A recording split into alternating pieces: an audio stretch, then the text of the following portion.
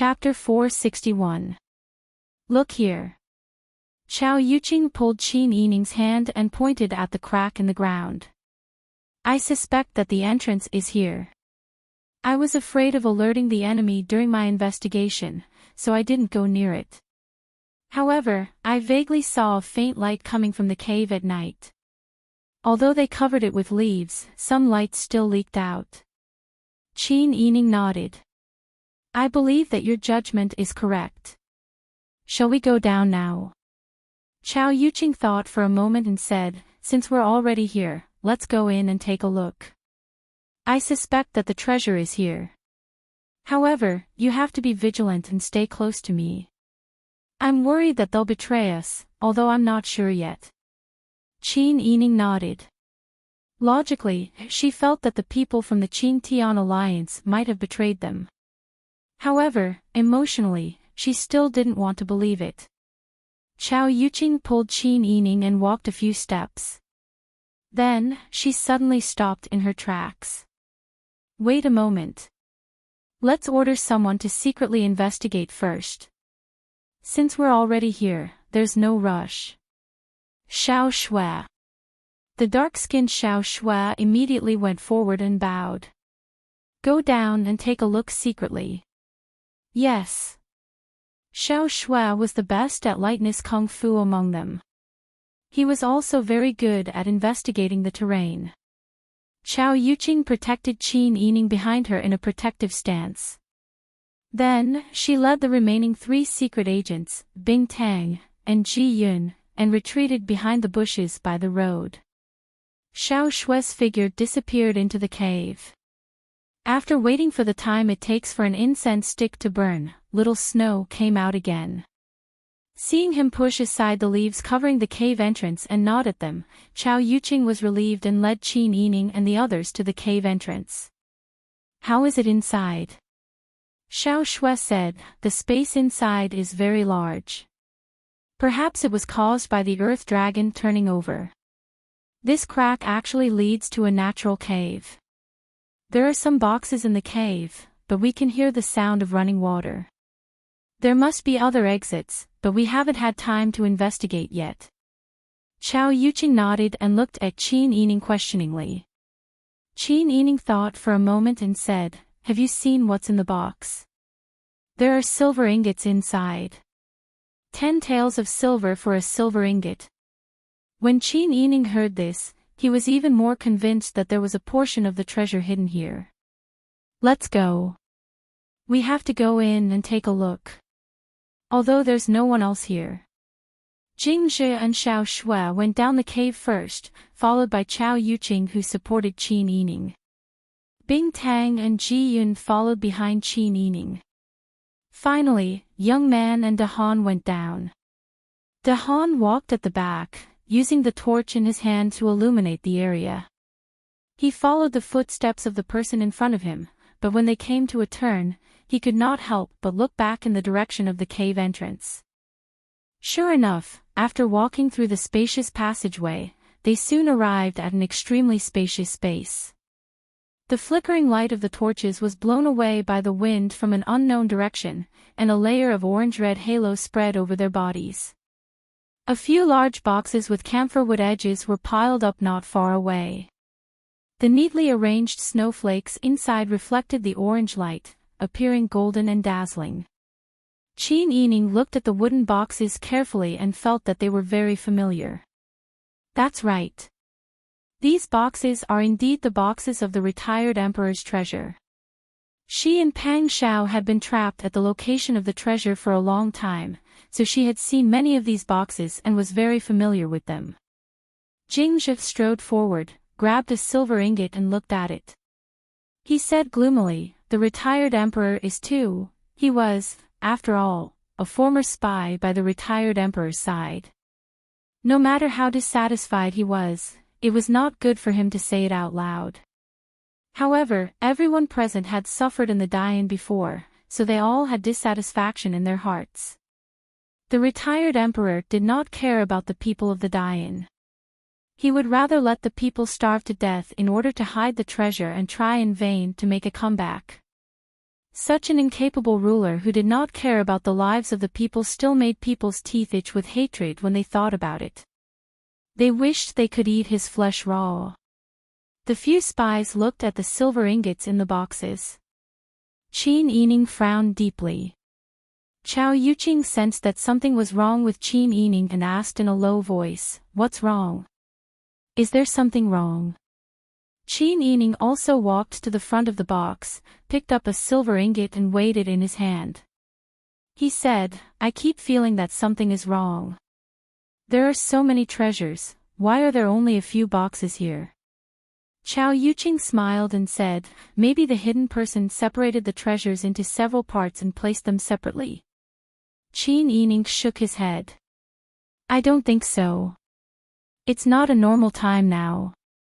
Even if they wanted to hide it, there's no need to place a part of it in the center of the area."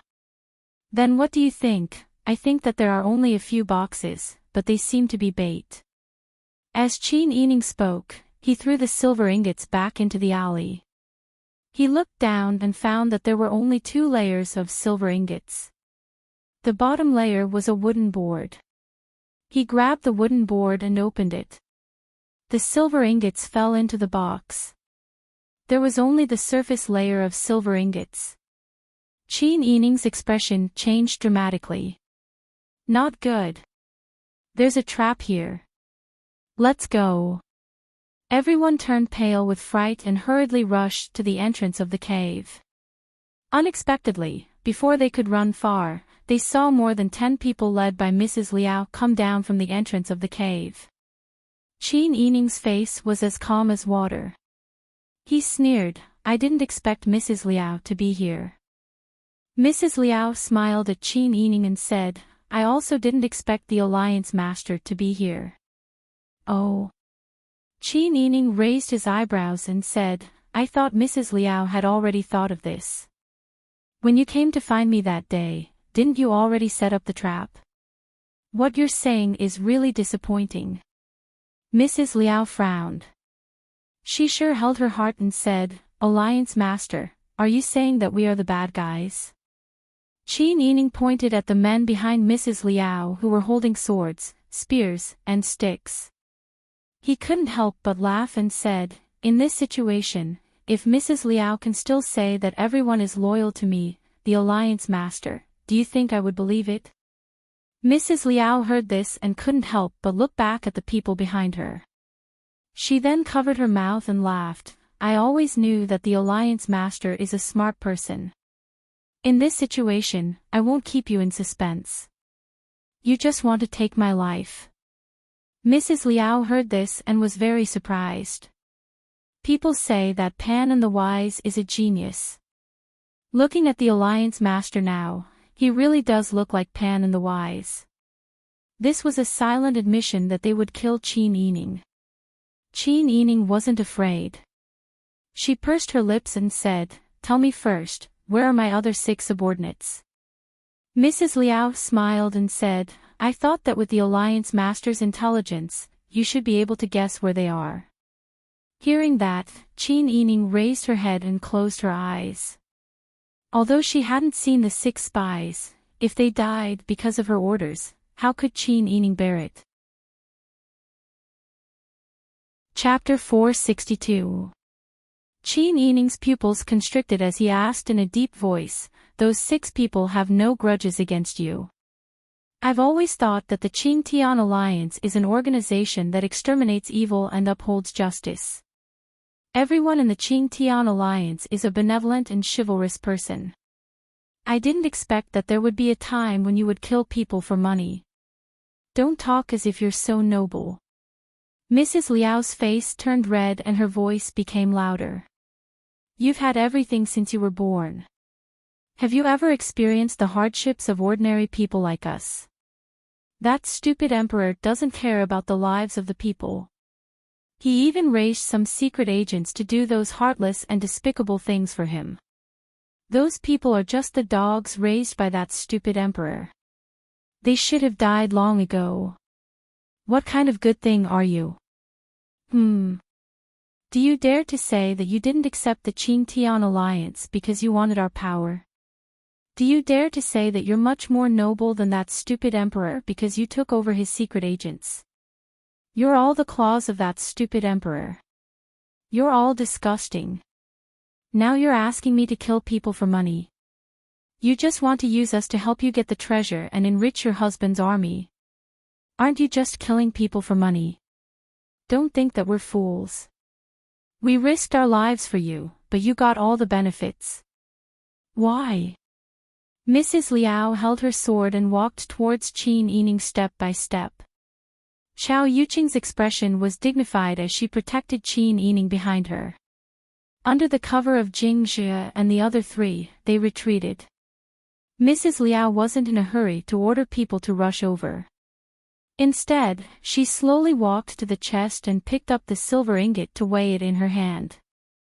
The silver here is all dirty money. It's all because that stupid emperor sacrificed the lives of the people. Alliance Master, didn't you surrender to Dezhou with your father?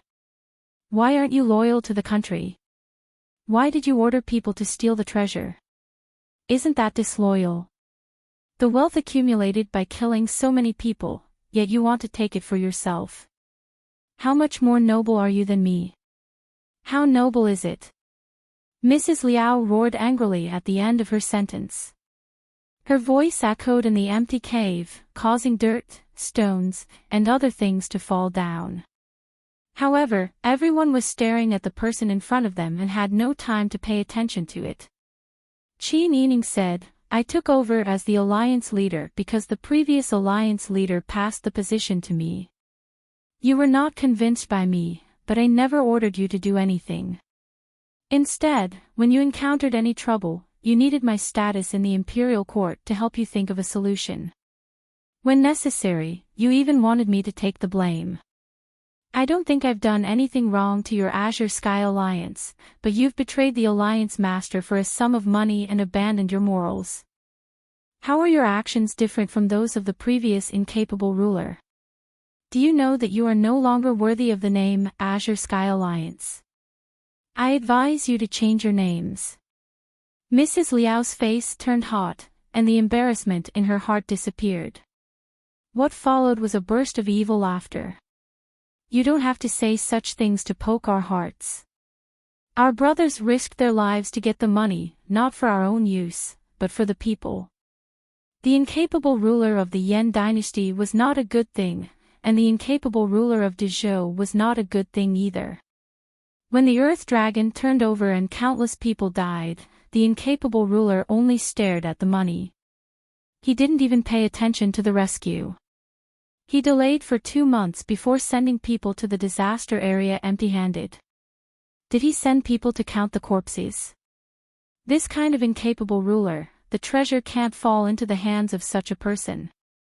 Naturally, our Azure Sky Alliance will always be worthy of the name Azure Sky. We will save this money and use it to overthrow the incapable ruler of Dezhou. And you can watch from the underworld with your silver-masked spies. Qin Yining sneered, you're making it sound so dignified. In your words, who is more noble than who? I only know that the Alliance Master looks down on us motley crew. Mrs. Liao sneered, the 6 people you sent were all elites. They were all elites around the incapable ruler. They were loyal, but after taking the knockout drug, weren't they still put down for us to kill?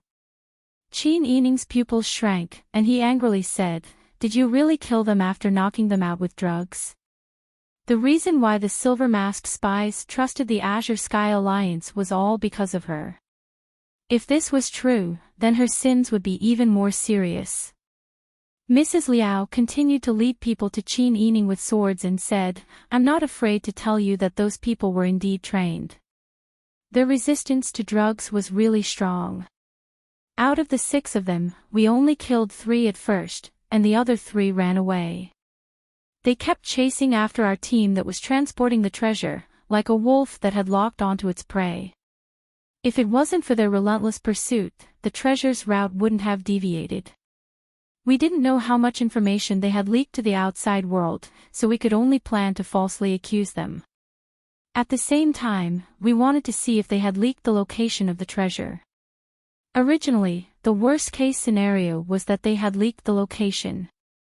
But we didn't expect that this group of people wasn't smart enough.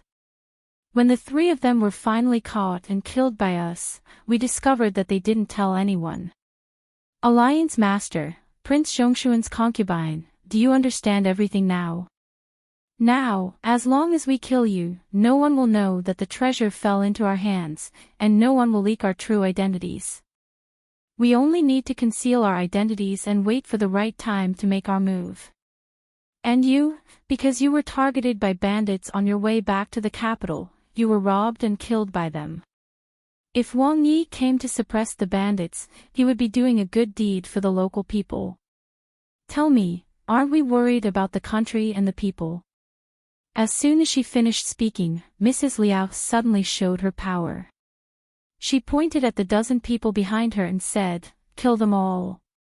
Yes. The men roared and rushed forward. Qin Yining and Bing Tang immediately hid at the back, so as not to get in the way and delay the performance of the Silver Mask spies. Xiao Yuqing had already been furious when she heard this. She and Jingzhe clenched their teeth and held back their anger. They wanted to take revenge for the 6 people who had died. The Silver Mask spies had no new forces to join them. One dead person was one less person. Their brothers could die heroically, but they couldn't be killed by the villains of the Green Sky Alliance. That would really make them die with regrets. For a time, the sound of weapons clashing could be heard in the cave. Obviously, the people from the Qingtian Alliance were also good fighters. More than a dozen of them could actually fight evenly with Xiao Yuqing and the other 4 spies. Just as they were trembling, they suddenly heard the sound of trembling footsteps. Soon, men wearing the armor of the Dragon Legion rushed in. The leader let out a loud laugh. Good. What princess is sick and needs to recuperate? The princess actually came for the treasure. If this isn't treason, then what is? Brothers, take them down. Chapter 463. When Qin Yining saw the situation, his pupils constricted. She had expected that she would experience something, but she did not expect that Li Qitian's people would do something like, the mantis stalks the cicada, unaware of the oriole behind. She had said that she was sick to return to the capital, but she was not on her way. Instead, she was blocked by the Dragon Legion Corps in a cave with a treasure chest and was in a standoff with the people from the Green Sky Alliance. Now, how did she get into the cave? She couldn't explain it. She could say that the Green Sky Alliance lured her in, but would Li Qitian believe that? Even if that was the case, Li Qitian would only believe what he wanted to believe. She was in danger here, and Pang Xiao would not have an easy time outside. In the spacious cave, one could only hear the sharp sounds of weapons clashing and the angry roars of men. However, no matter how spacious the cave was, the space was limited. Once there were more people, not only would the entrance be surrounded by the people from the Dragon Legion Corps, but if they shrank the encirclement, the people from the Green Sky Alliance and the Silver Masked spies would not be able to do anything. The people from the Green Sky Alliance and the Silver Masked spies, who were originally fighting to the death, now had a common enemy. However, the people from the Dragon Legion Corps that Li Qitian had arranged were all elites. Not only were they good at martial arts, but they also had an advantage in terms of formation. They formed teams of 8. Not long after the first team attacked, the second team would take over. When the second team retreated, the third team would also fight without hesitation. With such a tactic, the Dragon Legion Corps was full of energy. However, the Green Sky Alliance and the Silver Masked spies had already lost a lot of energy. How would they be able to withstand the pressure of such a tactic? Qin Yining looked at the entrance of the cave. There were several Dragon Legion Corps soldiers guarding there. There were also 8 people who had just retreated and were resting while shouting and cheering. If this continued, Li Qitian's group would most likely overwhelm all of them and capture them alive. If she was brought to Li Qitian, not to mention that Pang Xiao and her father would restrict her, as long as Li Qitian wanted to, he would mercilessly accuse Pang Xiao of treasure-seeking and treason. Qin Yining held Bing Tang's hand tightly. Ji Yun and Chao Yuqing used all their martial arts to protect her, trying their best to protect her. Very quickly, half of the Green Sky Alliance members were killed by the Dragon Legion Corps. Even the silver-masked spy was injured in the chaotic battle. Qin Yining and Bing Tang squatted down and hugged each other. They curled up in the corner between the box and the cave wall. Bing Tang. Qin Yining held Bing Tang's hand and said anxiously, "We can't go on like this. We might all die here." Wang Fei, I am not afraid. The smell of blood and the sharp battle cries made Bing Tang tremble uncontrollably. She could barely control her tongue. However, she still used her petite body to block Qin Yining, forming the last line of defense for her. Qin Yining's eyes were hot. In the darkness, she didn't miss Bing Tang's uncontrollable tears. Silly girl. Qin Yining sniffed and said in a low voice, "Later, when they are fighting, you should hide in the crack behind the box." I don't, let me finish. The Green Sky Alliance members might not notice your existence. You don't know martial arts and don't have any killing power. Plus, when the Dragon Legion Corps came in, the Green Sky Alliance and the spy were fighting. They won't notice you either. I am the princess consort. No matter how I hide, it is useless. They may not hurt me. At most, they will capture me to threaten His Highness. Or capture me and convict me. No matter what, you will not have a good ending by my side. Ji Yun has already fought and attracted their attention. She can't hide, but you can. We came out together. We can't all die here. Bing Tang, hide. When the battle is over, don't wait for them to come and lift the box. Hide in the corner where there is water. Maybe you can find another exit. Bing Tang's face was covered in tears. She shook her head and said, I can't leave you behind. Ever since you took me away from King Ning, I have been your servant. You treat me like a younger sister. I treat you as my master, but you are also my sister. I don't have a family anymore. I don't want to be without you. Qin Yining's heart ached. She gritted her teeth and took a deep breath to stop herself from crying. Bing Tang, I can't escape. So many eyes are watching me. Anyone can escape, but I can't. If possible, I want everyone to escape. I don't want to lose my life for nothing. But I can't. So now is the time to stop our losses. Anyone who can escape counts. If we escape, we can at least send a message to Wang Yi and tell him to prepare in time. He is focused on disaster relief and has taken out all his assets. But someone is worried about her and sent someone to monitor her. They even came to intercept me. He doesn't know that something happened to me here. How can he guard against it? Bing Tang sobbed. Amidst the deafening battle cries, she saw the Dragon Legion soldiers slash Chao Yuqing's arm. She cried out in shock, and her tears flowed even more fiercely.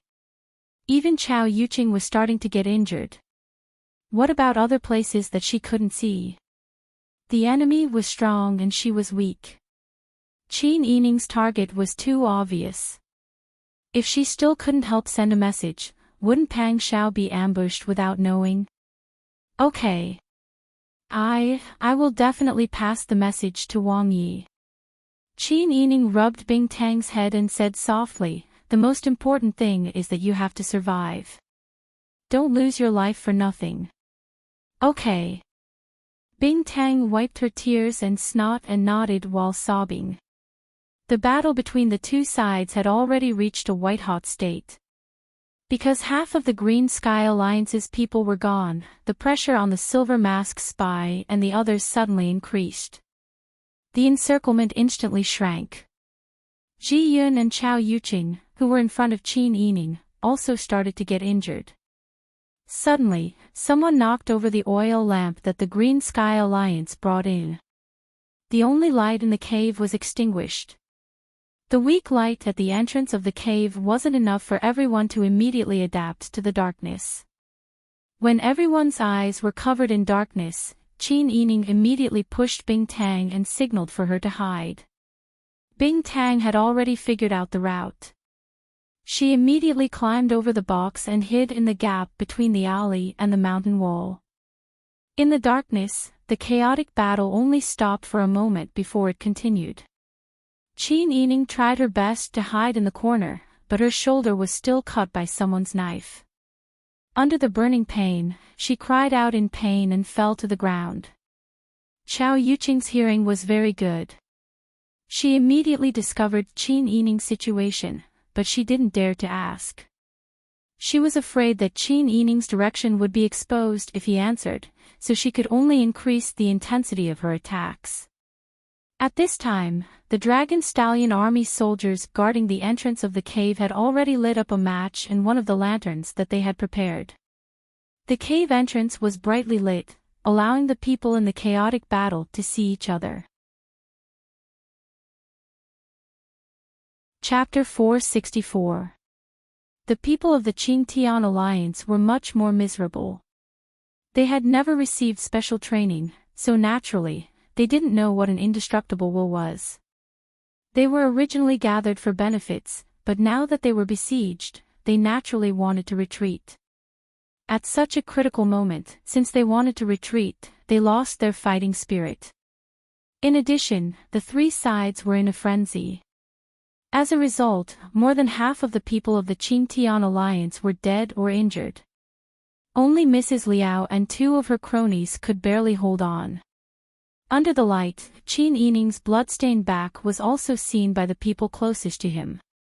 The leader of the Dragon Legion shouted, "Everyone, be careful. Your Majesty's order is to capture Prince Zhongshuan's concubine alive. Don't kill her, or we won't be able to explain ourselves." "Yes." All the men answered. Jingzhe and the others were already in a frenzy. Seeing that Qin Yining was injured, they were even more desperate. They wanted to fight for her life. These people were originally living on the edge of a knife. In the beginning, they accidentally injured the son of an official. If Qin Yining didn't come up with a plan to use Li Qitian's suspicion of the whereabouts of the treasure to give the silver-masked spies a secret hidden by hypnosis, forcing Li Qitian to keep all the silver-masked spies alive. Not to mention Jingzhe, the rest of them might have been captured and tortured countless times. Although they were master and servant to Qin Yining. Qin Yining protected all of them, and he saved Jingzhe's life.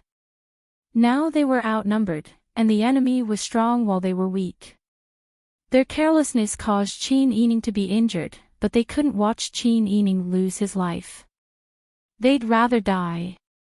Just as Jingzhe thought, Chao Yuqing, Xiao Shui, Young Man, and De Han all burst out with a strong fighting spirit. They gritted their teeth and fought hard. Especially Chao Yuqing. She loved Qin Huaiyuan deeply. She believed that Qin Huaiyuan wasn't a wooden stone. He couldn't not feel it at all. He had arranged for her to be Qin Yining's personal bodyguard because he believed that she would do her best to protect his only daughter. If something happened to Qin Yining right under her nose, Chao Yuqing felt that she could atone for her crime with her death. She would never have the face to see Qin Huaiyuan again. She could die and never see Qin Huaiyuan again, but she couldn't bear to see that man sad. Qin Huaiyuan didn't have many children. He only had this one daughter, and she had only returned to his side after many hardships. Chao Yuqing knew how much Qin Huaiyuan valued Qin Yining and how much he loved his daughter.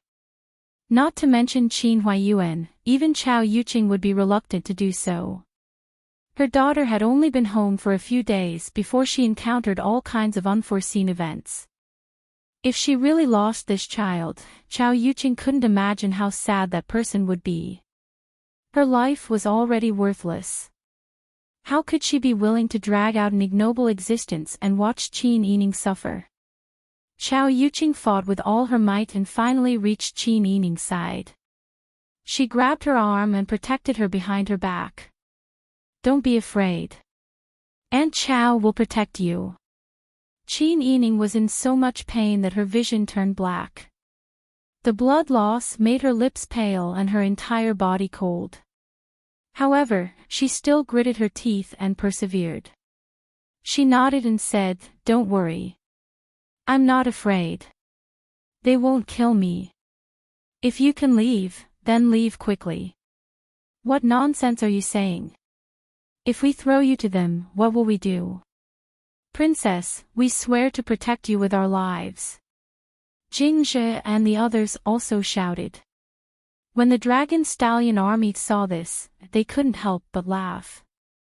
They said mockingly, "You can only show off now. Hurry up and put on an act.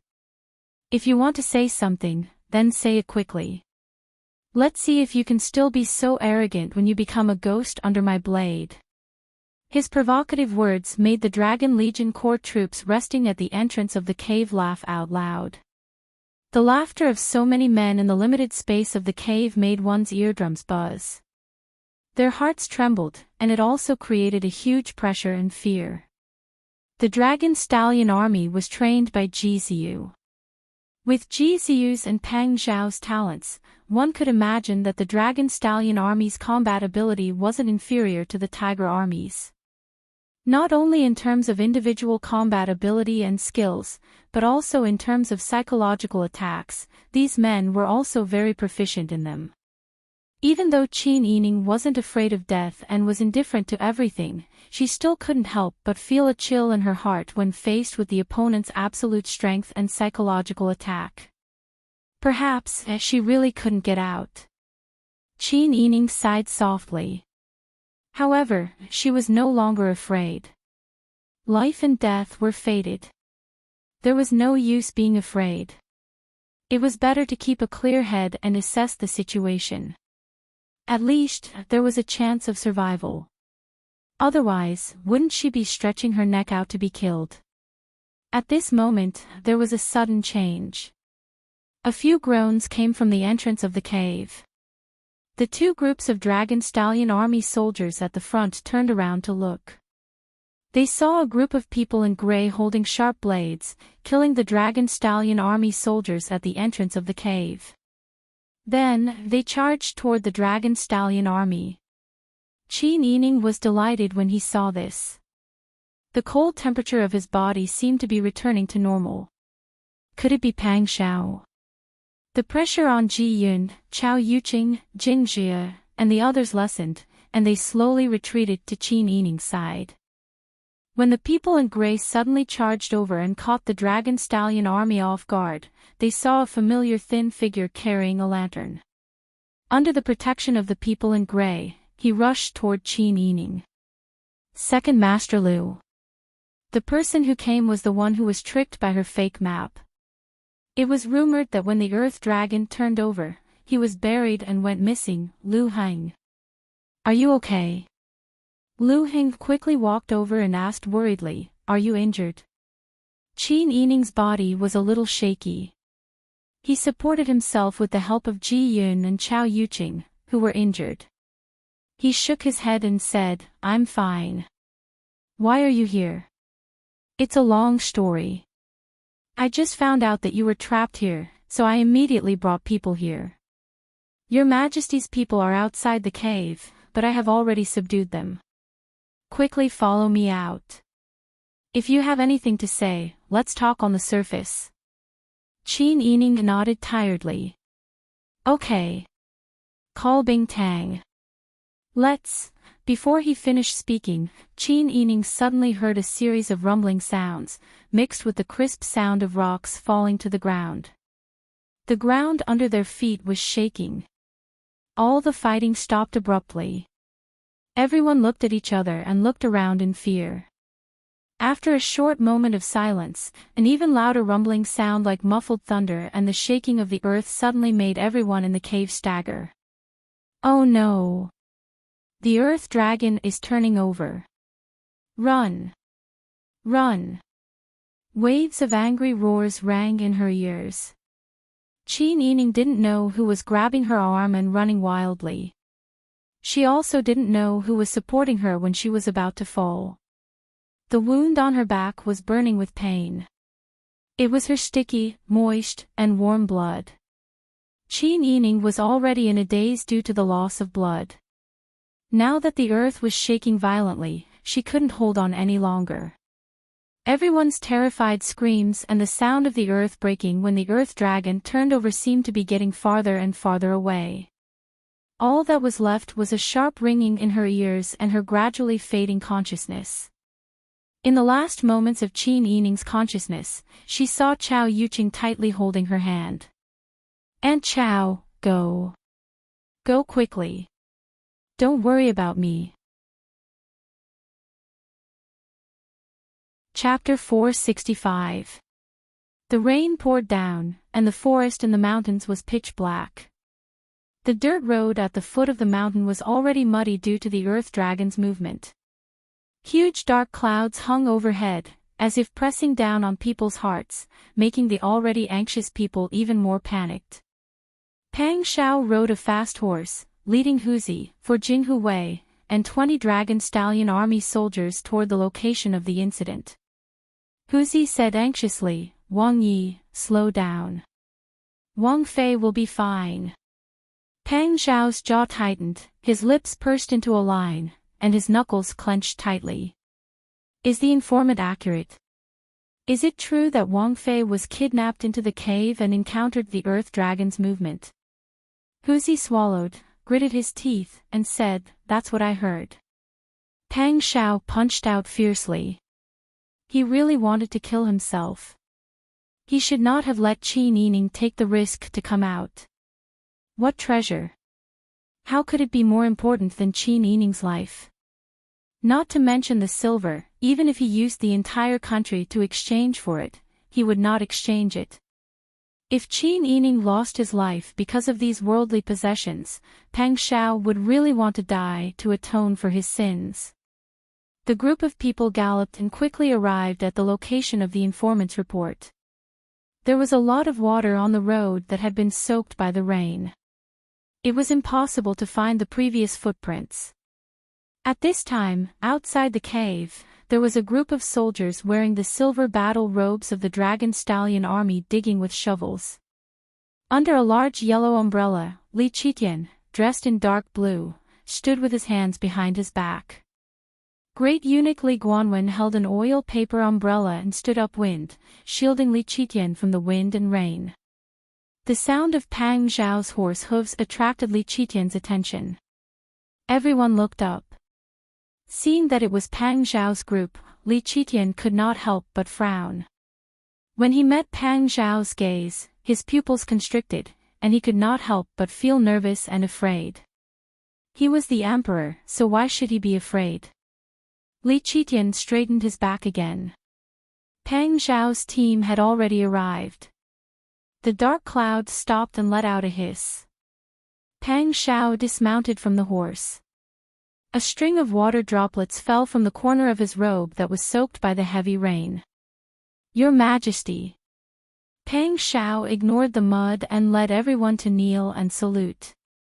Li Qitian supported Pang Xiao with both hands and said in a sorrowful voice, "As soon as I arrived, I received a report that the Qin clan had brought people to the capital and found a cave. When they went in to investigate, they just happened to see the Earth Dragon turn over." These words, was Princess Consort a gopher?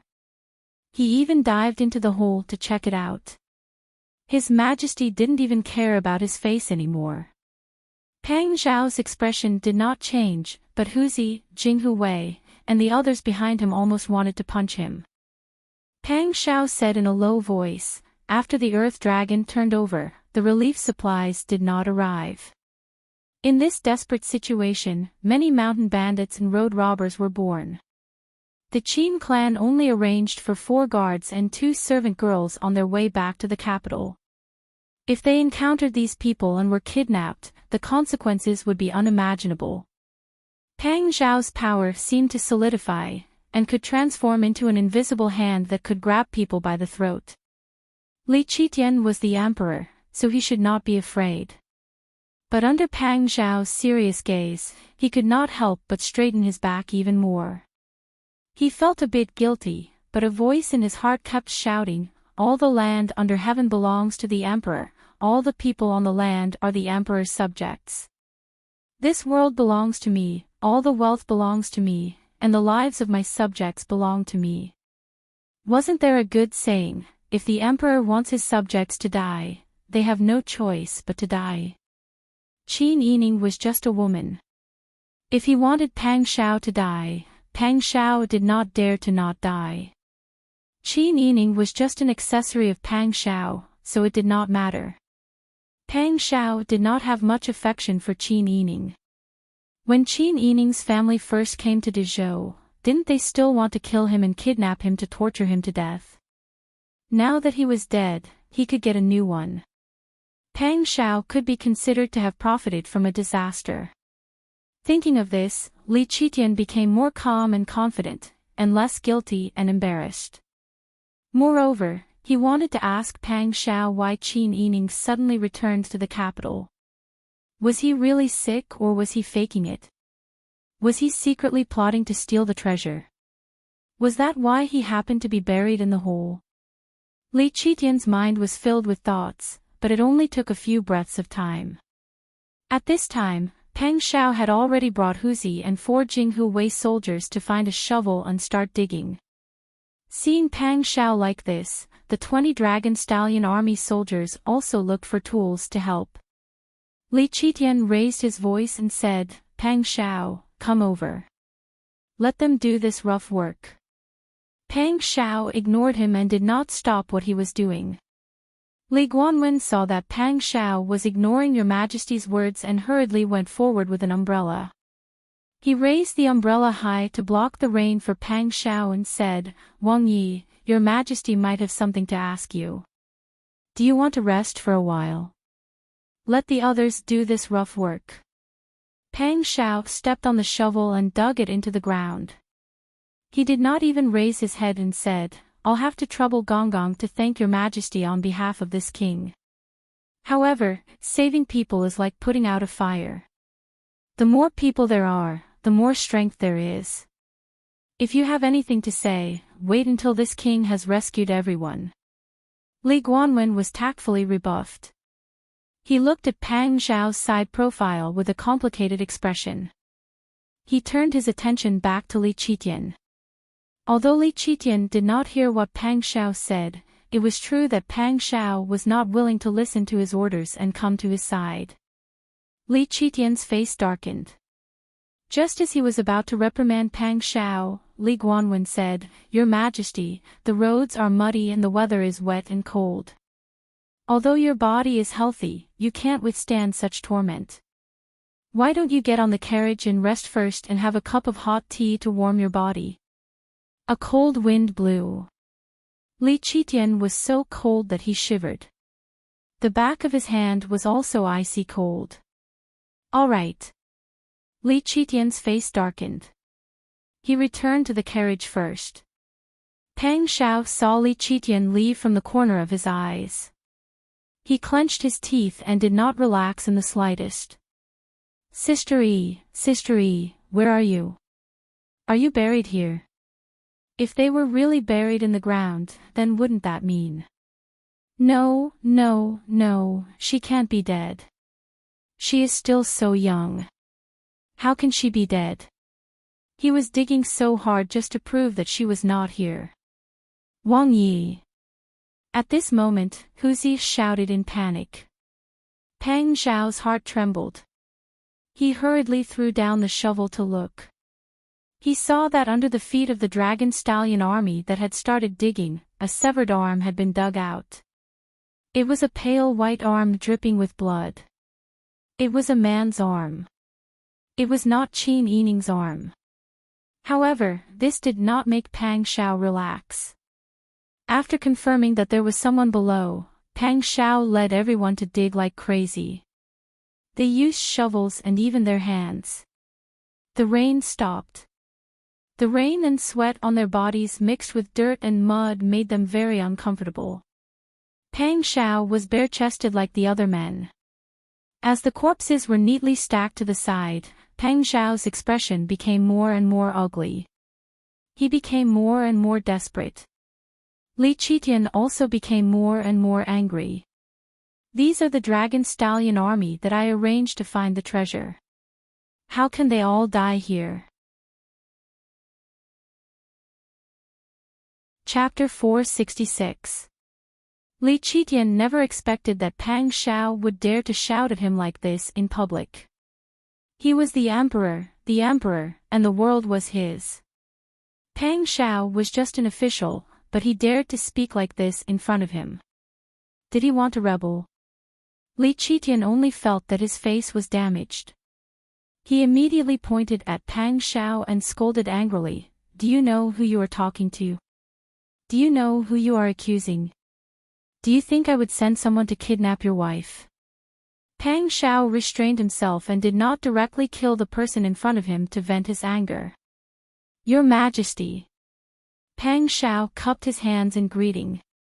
His muscles, which were drenched by rain and mud, moved smoothly. His wheat-colored skin was covered with scars of various sizes. These were the scars left by many years of war. They were enough to make the people present admire him. His voice was not as sharp as Li Qitian's.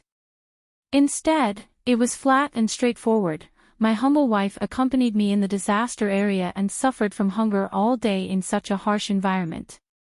She also had to worry about the suffering of the people. Although she was a woman, she had a benevolent heart that cared about the people. She wanted to do something for the people, so she never complained in front of me. When she saw that the people in the disaster area had no food or medicine, she took the initiative to sell her dowry in exchange for money to buy food for the people. She also transported the grain from the fields under her name to the porridge stall without collecting any money. It can be said that because of her help, I reduced a lot of the pressure on the rice relief. It also allowed many people to escape the fate of starvation. This is not me boasting about her contributions. Magistrate Gong, County Magistrate Li, and the people of the old capital and the Yang County all know what she did. She was sick, but she couldn't let go of the disaster area and refused to leave.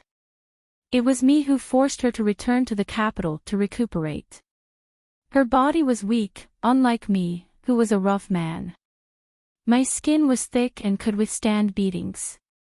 She was a delicate woman. How could she withstand the starvation and lack of medicine in the disaster area? But I was wrong. He was really wrong. If I knew that she would be kidnapped by the Dragon Legion and be buried here, I would rather let her be sick by my side than lose her life. This subject fought for your Majesty and became your Majesty's sharp blade.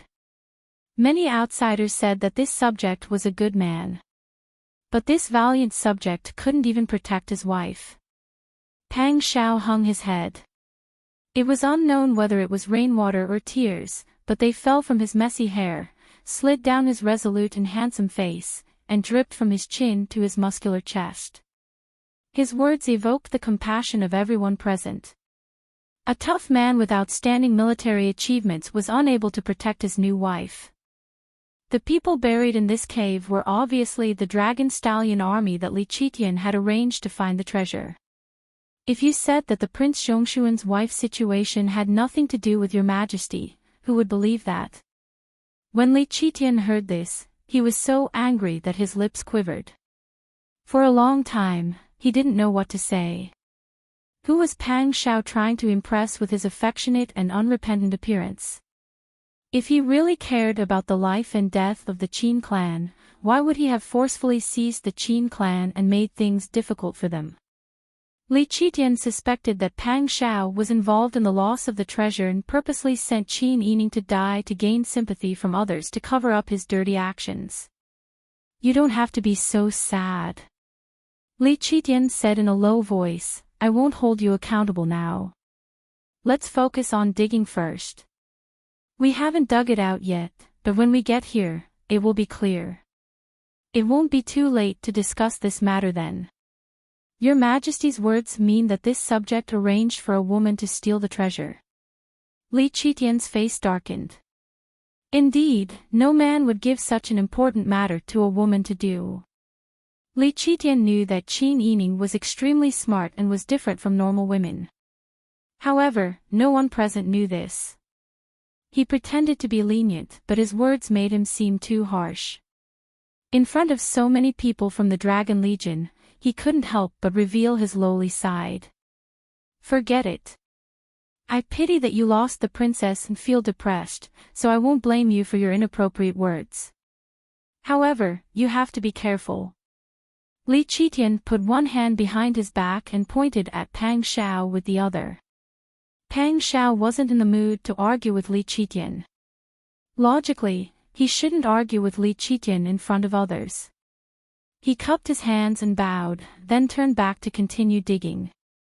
Under the collapse of the cave, the soft soil was dug up bit by bit. The corpses of the Dragon Legion and Qingtian Alliance were slowly revealed. Finally, a few chests were revealed. One could vaguely see silver placed on top of them. Li Qitian's eyes lit up. He hurriedly ordered people to move the silver out and count it. Pang Xiao found a hole in the wall not far behind the chests. He could vaguely hear the sound of water dripping from inside. Pang Xiao hurriedly leaned over to take a look. He turned back and ordered Huzi, "Quickly bring a lantern." Huzi hurriedly raised his head and shouted at the people on the ground for a lantern. He then took the lantern and passed it to Pang Xiao, who was squatting in the hole. Pang Xiao once again put the lantern into the hole. "Is anyone there? Sister Yi?" In the hole, a faint rustling sound could be heard, followed by a weak female voice. Wang Yi. Is that Wang Yi?" Pang Xiao was overjoyed. He hurriedly said, "It's me. Are you Bing Tang? Where's the princess? Come out quickly. Who else is inside?" Bing Tang's breathing was weak. "My leg is broken. I can't come out. Ji Yun is also here. She's injured." Pang Xiao was very anxious. He couldn't say anything more. He first rescued Bing Tang and Ji Yun with Huzi. Ji Yun's body was covered with knife wounds. She had lost too much blood and was unconscious. One of Bing Tang's legs was probably fractured. She was in so much pain that her face turned pale. Li Qitian also heard that there were survivors. He came forward with his hands behind his back to take a look. Pang Xiao grabbed Bing Tang's arm and asked, "Where's the princess? Where's the princess?" Bing Tang's tears flowed down. I don't know. At that time, there were people trying to kill us. The princess hid me behind a box and told me to think of a way to escape. I kept hiding. I saw the princess being slashed by a person wearing a Dragon Legion uniform. There was a big wound on her shoulder and a lot of blood flowed out. At that time, there was a scuffle in the cave. At this point, Bing Tang looked at Li Qitian and changed the topic. We were walking well with the princess. However, we encountered robbers. Those people even dressed up as Dragon Legion soldiers and kidnapped the princess. The princess's guards resisted with their lives. However, they were outnumbered. I don't know if the princess is dead or alive. After hearing Bing Tang say that Qin Yining was injured and bled a lot, Pang Xiao panicked. He was not in the mood to think about which part of Bing Tang's story was true and which part was false, because there was only one thought in his mind, which was whether Qin Yining was alive or dead. She asked Bing Tang to hide, but she didn't. Bing Tang and Ji Yun were usually inseparable from Qin Yining. The two of them hid in those small holes. Why didn't I see Qin Yining? Was Qin Yining killed or buried here? Thinking of this, Pang Xiao didn't have any other thoughts. He anxiously jumped down and continued to dig. Chapter 467. At this time, the people digging had worked in the rain for an entire afternoon.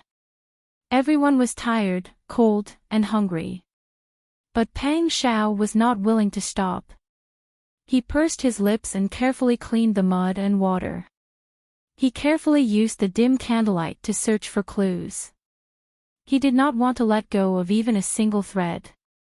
Seeing him suddenly search so carefully, the Jinghu Wei also squatted beside him. "Wang Yi, are we not looking for her?" Pang Shao said in a dry voice. "I am confirming if there are any accessories of Sister Yi here. You all look carefully. Not only do we need to find her, we cannot let go of any clues." "Yes." The four Jinghu Wei received the order and carefully searched in the mud. They really were not willing to let go of any details. The originally tired dragon stallion army heard the conversation between Pang Shao and Li Qitian. Seeing Pang Zhao's affectionate and unregretful appearance, they did not feel tired or cold and spontaneously helped. Li Qitian was currently looking at the several large chests that had just been brought up. In the end, he discovered that most of the chests were empty. There was only a layer of silver ingots on top of the chests. His entire body was deflated. There was no treasure in this cave. He was willing to give up the lives of so many Jinghu Wei in order to find the treasure. Now, he was empty-handed. Not only did he expose his intentions, he might be hated by Pang Shao. Li Qitian looked at Pang Shao, who was seriously searching in the cave. Seeing him look so crazy, he could not help but grit his teeth and feel nervous. They had fought together. Others did not understand Pang Zhao's personality, but he understood. This time, he had lost his Wang Fei. Pang Shao might not love Qin Yining very deeply, but it had hurt his dignity and involved his reputation. He would not let this matter go easily. It would be great if Qin Yining could be found. He could also capture him and interrogate him. Then, he would be in the right. However, if Qin Yining really died like this, not only would there be no evidence, but with these large chests in front of them, he would be suspected of killing his wife for the sake of the treasure. Qin Yining's father was Qin Huaiyuan, whom he had always wanted to put in an important position. Her husband was also a military general who could intimidate a region. If these two men had a disagreement with him, the consequences would be too horrible to contemplate. Thinking to this point, Li Qitian felt endless regret. If he had known this would happen, he would have investigated thoroughly before making his move. Now that the cave had collapsed, the dead could not bear witness. Even if he had a reason, he would have no one to speak his mind. On the contrary, he would only invite criticism. However, when he picked up the silver ingot and examined it carefully, Li Qitian discovered that the silver ingot was indeed made in Dian, so he felt a little better. In this way, it was even more proof that the silver came from that batch of treasures. It seemed that the real treasure might be nearby. Li Qitian did not hesitate anymore. With a wave of his hand, he instructed the dragon stallion army not to gather here and to also start investigating nearby. 2 hours later, the entire cave appeared in front of everyone's eyes while everyone was busy but not panicking. There was no treasure, only corpses wearing the uniform of the dragon stallion army and commoner clothing. After doing a count, Li Qitian discovered that the dragon stallion army he had sent out had been completely wiped out. Without the whereabouts of the silver and having lost so many people, Li Qitian felt both dejected and angry. He patted the fake chests beside him. Such a small amount of silver was like a cup of water on a burning cart of firewood when compared to the state treasury and internal funds that were currently in deficit. He had heard that Pang Shao had taken out 50,000 taels of silver for disaster relief. A person like Wang Yi could take out this amount of silver, but as the emperor, he had not sent any rice or silver for disaster relief. How would others view him? Pang Shao cleaned up the entire cave and did not find Qin Yining's corpse, so he relaxed a little. At least this proved that Qin Yining might not be dead. Pang Xiao immediately ordered Jinghu Wei and Huzi, send people to surround this area. Don't let go of any clues. We must find the princess's whereabouts. Yes. Huzi and Jinghu Wei acknowledged and went to carry out their tasks. Li Qitian saw Pang Xiao's shirtless and muddy appearance and could not help but say, "Come up and rest for a while. Have a cup of hot tea to warm up your body. We still haven't found the Qin clan, right? Maybe she's still alive. Maybe she's tied up by something important. If you want to find her, you have to make sure that she's fine." Without waiting for Pang Xiao to reply, Li Qitian already had a guess in his heart. Qin Yining might have gone to find the treasure. It seemed that Pang Xiao's place had to be closely guarded. Pang Xiao was not in the mood to rest at all. He politely rejected Li Qitian's arrangement and continued to lead people to search around the cave. He even went to the cave where Bing Tang and Ji Yun were hiding to investigate.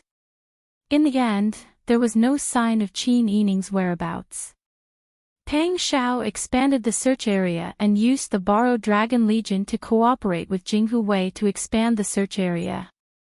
They searched inch by inch and did not let go of any grass or tree, hoping to find some clues. After a day, Pang Xiao found the heavily injured Jing Zhi, Xiao Shui, Young Man, and De Han. They were all unconscious and had been placed in a cave. Their injuries had been treated simply. It was obvious that someone had placed them here. Pang Xiao's heart pounded. He really wanted to know the situation at that time. However, Bing Tang and Ji Yun had not woken up yet. The 4 spies were also unconscious. At this time, the relief funds from the disaster area finally arrived. Although it was not much, many of the disaster victims had already died. Li Qitian could still afford to feed the remaining people. Therefore, Pang Xiao completely put aside the disaster area matters and focused on finding Qin Yining's whereabouts.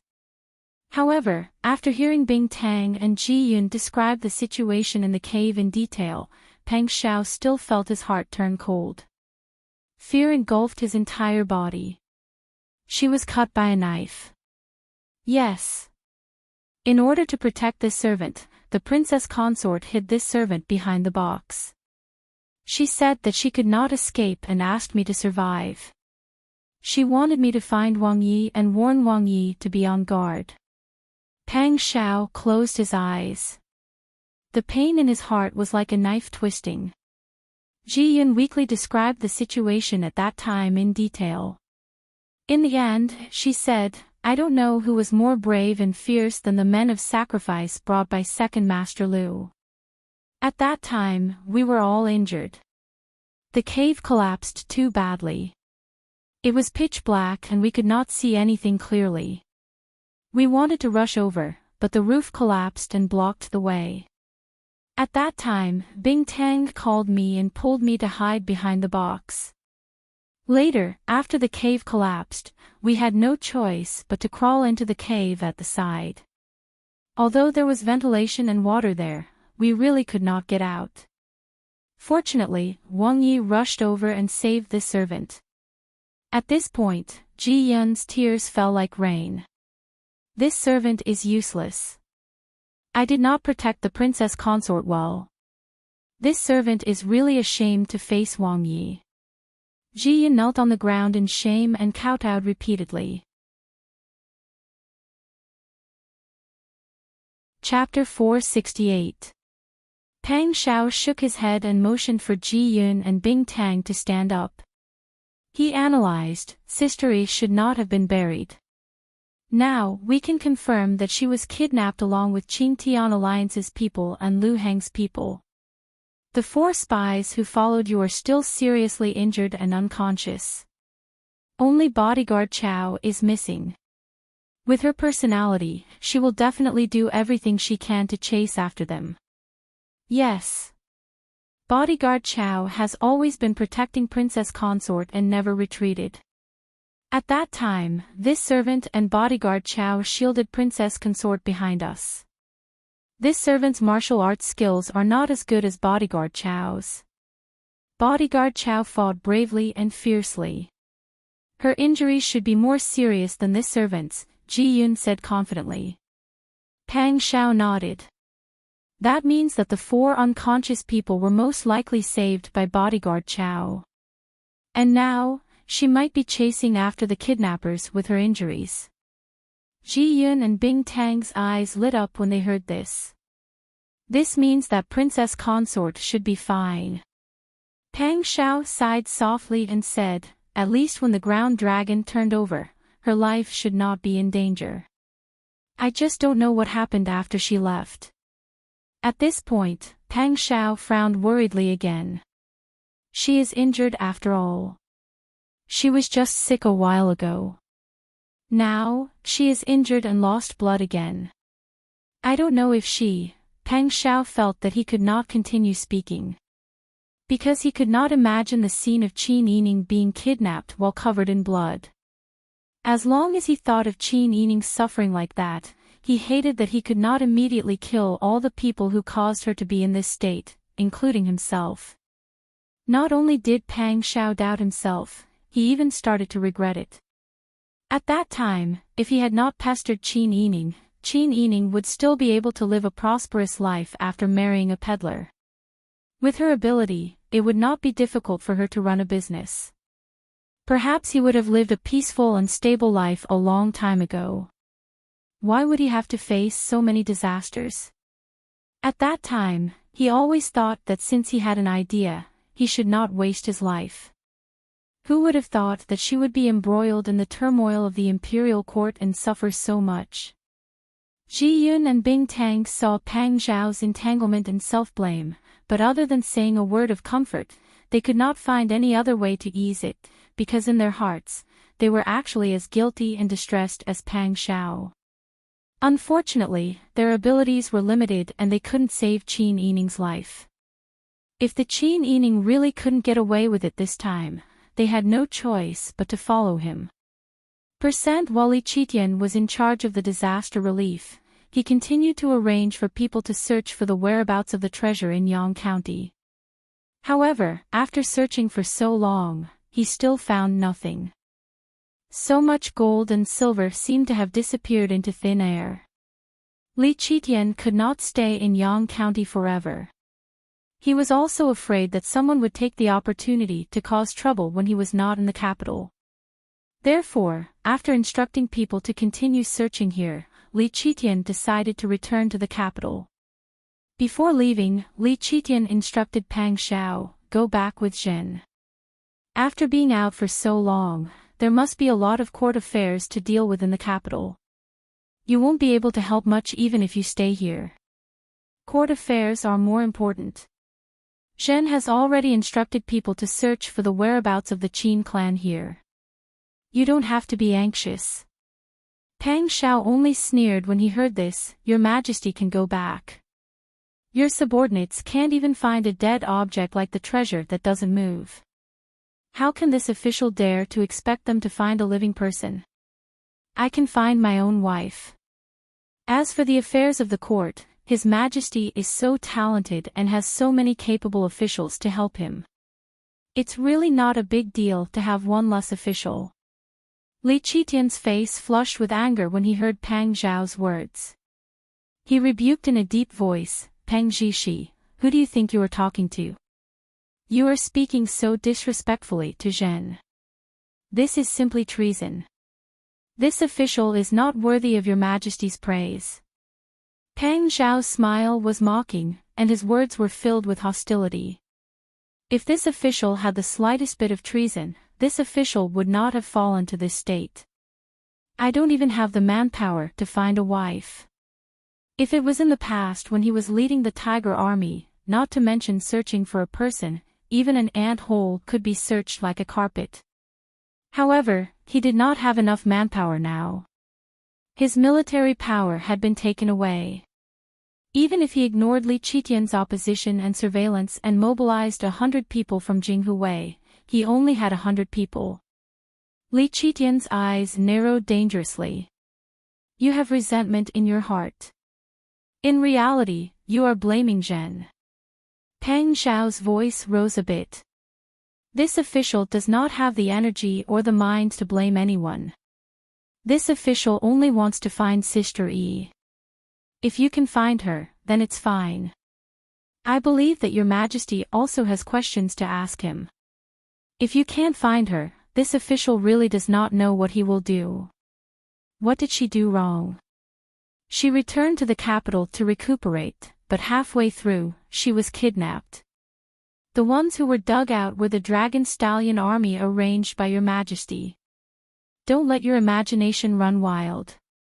Li Qitian felt a bit guilty. This official is not making wild guesses. This official only sees the facts in front of my eyes. This official has worked hard for your Majesty, but your Majesty let this official's wife die. You! Peng Zhishi, how dare you? Do you think that Chen does not dare to kill you? Your Majesty is wealthy. What is there to be afraid of? Pang Xiao scowled. His usual calmness and wisdom had long been replaced by brutality. Something happened to Qin Yining. It was as if his soul had been taken away by someone. He felt that he was no longer a complete person. Unless he could find her, he really did not know what crazy things he would do. He did not even want to protect his country anymore. He wanted to destroy this empire. He did not even want to care about human lives anymore. Pang Xiao was a person who had fought with blood on the battlefield. Once he became cold, the murderous aura around him could freeze the air. Li Qitian felt a sense of superiority when facing Pang Xiao's submission.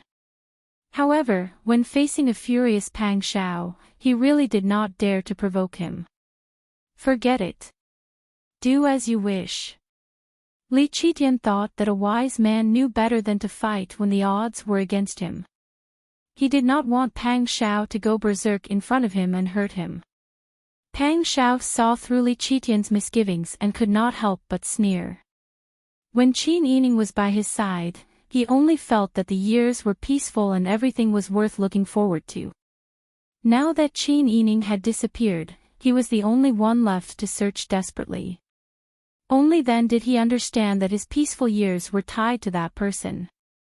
If this person did not exist in this world, then what was the point of living a peaceful life?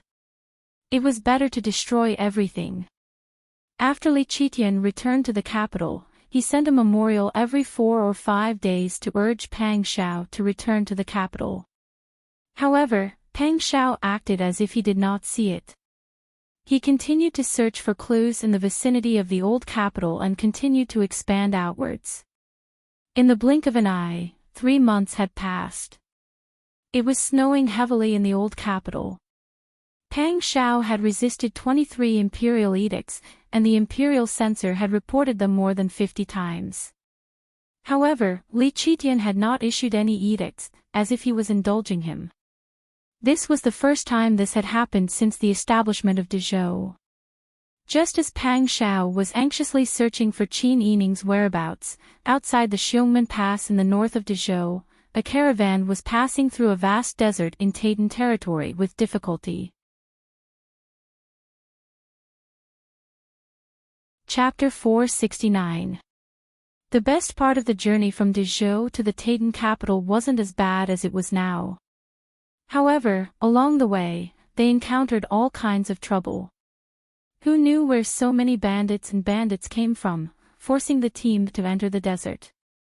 Qin Yining was wearing a coarse cotton dress that was so dirty that the color couldn't be seen. She had a coarse scarf wrapped around her head and face. She held a thick and strong branch in her hand as she followed the team with difficulty. Her injuries had already healed, but her body was weaker than before. They had already been in the desert for 10 days. In fact, if they weren't unlucky enough to encounter the sandstorm, they wouldn't be in such a miserable state. At least the water they brought was enough to eat. It was a pity that the heavens seemed to like playing tricks on them. Qin Yining also didn't expect that the Titan people would travel thousands of miles to Dezhou to find the treasure. Moreover, they had been searching for the treasure for a long time. When the heavens and earth were shaking, she and the others were just about to reach the entrance of the cave when they were stopped by the Titan prince consort Si Qin's men. Si Qin looked like a handsome scholar who didn't look like a Titan man. However, he was actually a cruel and merciless person who didn't show any mercy when killing people. At that time, the Dragon Stallion army didn't leave anyone alive. Lu Heng's men, including her and Mrs. Liao, were all brought out. However, after entering the desert and encountering the sandstorm, all of Lu Heng's men were abandoned in the desert by Si Qin. He didn't kill them directly. Instead, he chased them into the yellow sand and left them to fend for themselves. In this team, there was the Titan prince consort Si Qin and 20 men of sacrifice that Si Qin had brought. Mrs. Liao and 2 followers from the Qingtian alliance, Lu Heng and Qin Yining. Qin Yining's feet felt like they were filled with lead. Her lips were dry and cracked, and she was so thirsty that she couldn't speak. The last time she drank water was early in the morning, and everyone drank a mouthful to moisten their throats. At that time, Qin Yining couldn't bear to swallow the saliva. Instead, he kept it in his mouth for a long time so that it wouldn't feel too dry during the journey. But even so, they still didn't have enough water. Stop! Si Qin stopped the team. Qin Yining was panting as he supported himself with a tree branch. He wanted to see what Si Qin was going to do. Si Qin walked straight to Mrs. Liao and the 2 Qingtian alliance members. He spoke in fluent Dezhou language. "We don't have enough water right now. You must tell me where the treasure is, or I will leave you here." Mrs. Liao was silent. The 2 members of the Azure Sky Alliance were on the verge of tears. They were the ones who received the least amount of water. Was he going to leave them here? Hurry up and tell them. That's right. Why are you still hiding things at this time? If you don't tell me, you'll lose your life. Is the treasure more important than your life? You've already killed so many of our brothers, and now you want to kill us too. The 2 people's mouths were dry, and their voices were hoarse and unpleasant, but they still spared no effort in persuading Mrs. Liao. Mrs. Liao looked haggard and her cheeks were sunken, but she still smiled confidently. "To tell you the truth, I'm the only one who knows the location of the treasure. If you let me die, then you won't get the treasure for the rest of your life." Si Qin adjusted his scarf and said without raising his eyebrows, "And then? You mean you don't want to tell me?" Mrs. Liao said, "Unless you agree to my conditions, I won't tell you the location of the treasure." When Si Qin heard this, his eyebrows curved into a smile. A dimple appeared on his handsome face, making him seem very amiable and likable. "We don't care about the treasure at all. If you want to tell us, I can let you live. If you don't want to tell us, then we don't care about the treasure." Si Qin waved his hand, and 2 strong men pulled the 2 spineless Qingtian alliance members away. They walked 100 steps and threw them onto the sand. The 2 people ate a mouthful of sand, but they didn't dare to stay. They struggled to get up, spat out the sand in their mouths, and staggered back. Mrs. Liao saw the 2 people return, and her smile became more confident. The Emperor of Dezhou and the late Emperor of Dian both needed the treasure and wanted it for themselves. "You say you don't care about it, but I don't believe you. How can you prove it to me?" Si Qin was amused by Mrs. Liao. "You're an interesting woman, but without the treasure, my army is still my army. There's no difference between you and me. If you don't want to tell us, then so be it. You guys go away together. We will no longer provide you with water and food. You can only pray for your own fortune." After saying this, Si Qin smiled and nodded to Mrs. Liao. Then, he turned back and led everyone away. She really didn't want the treasure. Qin Yining was suspicious. The treasure was hidden by Mrs. Liao. Apart from the person who would definitely be silenced, Mrs. Liao might really be the only one who knew the whereabouts of the treasure. She said she was going to give up on Mrs. Liao. Was she deliberately trying to scare her?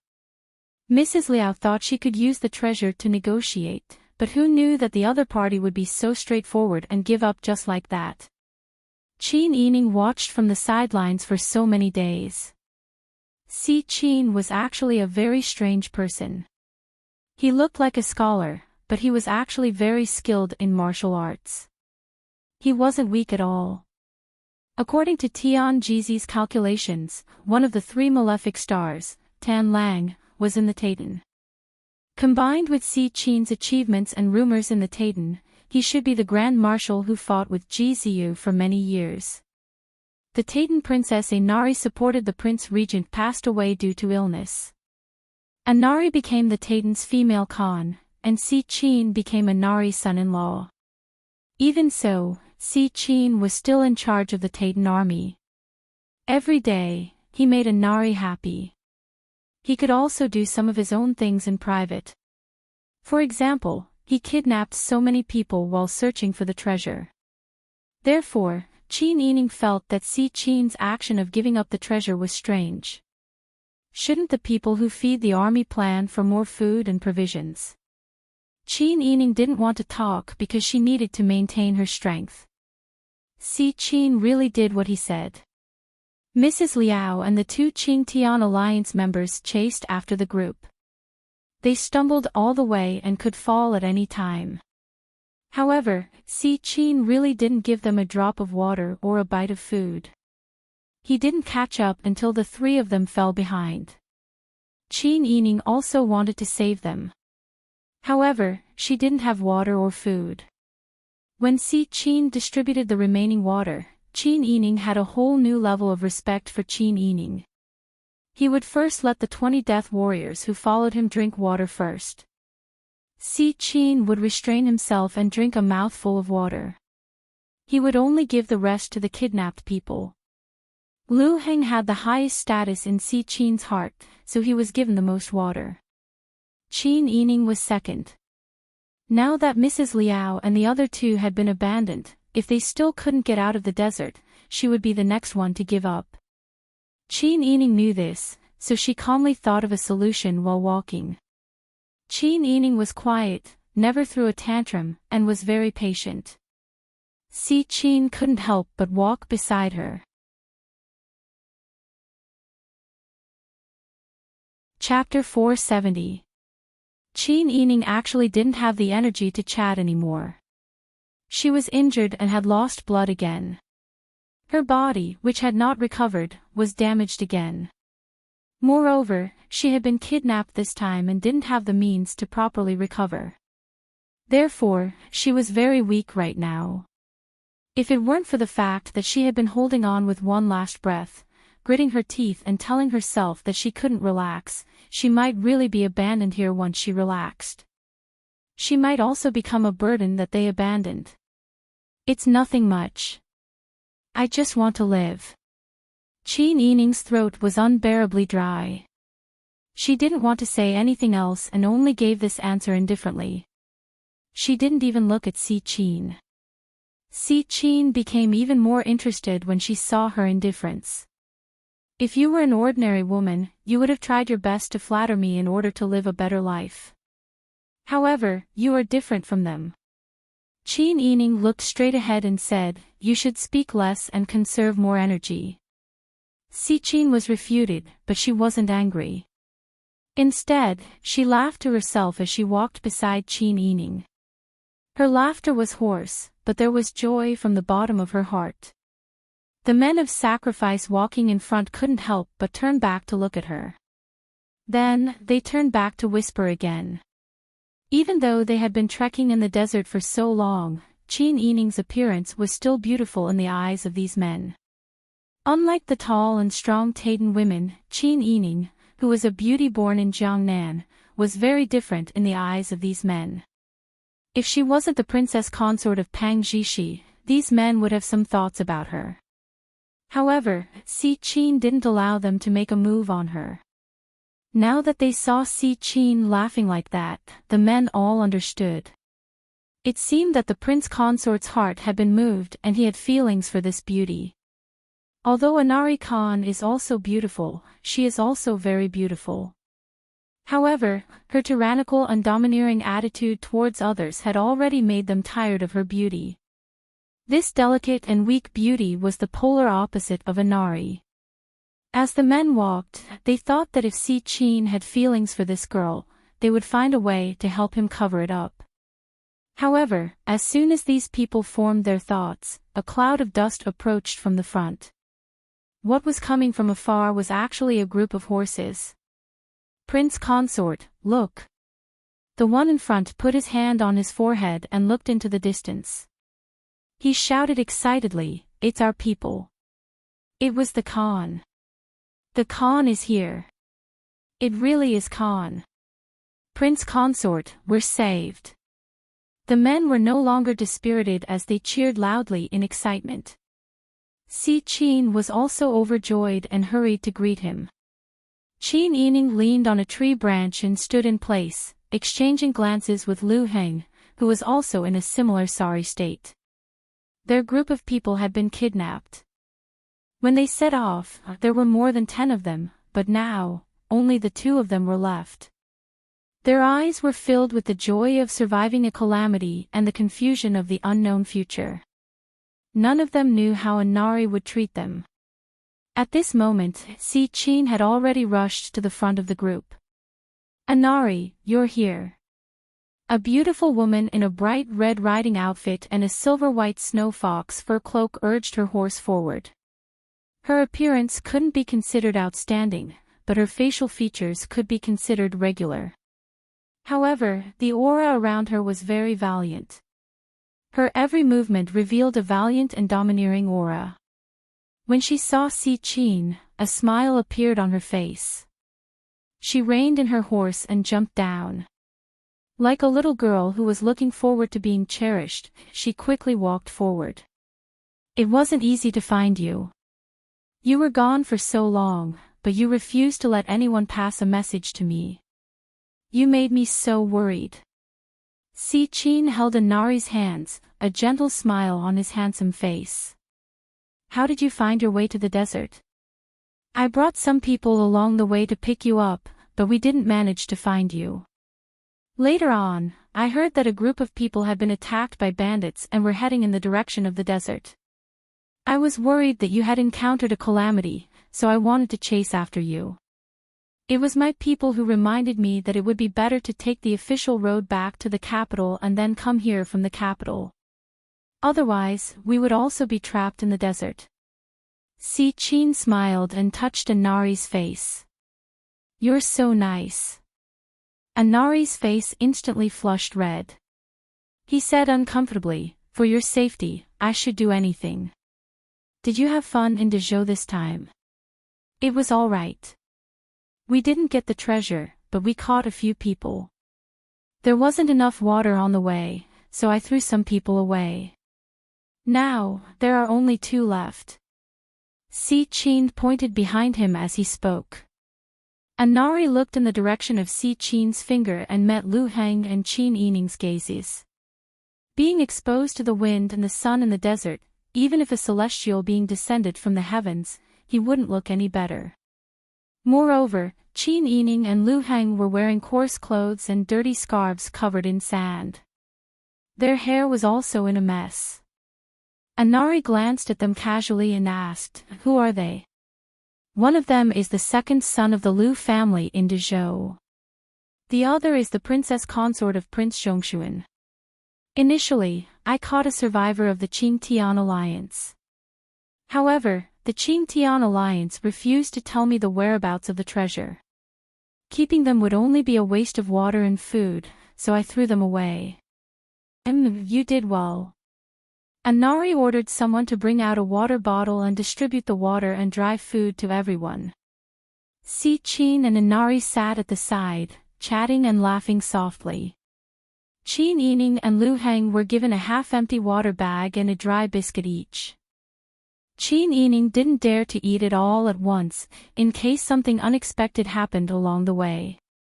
He only ate a few bites of the tasteless dry biscuits with cold water. Lu Heng frowned as he ate.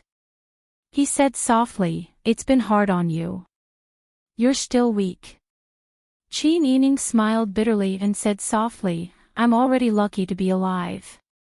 If the Khan hadn't rushed over, I would have been the next one thrown away." Lu Heng smiled bitterly as well. No one expected that they would end up like this after coming here for the treasure.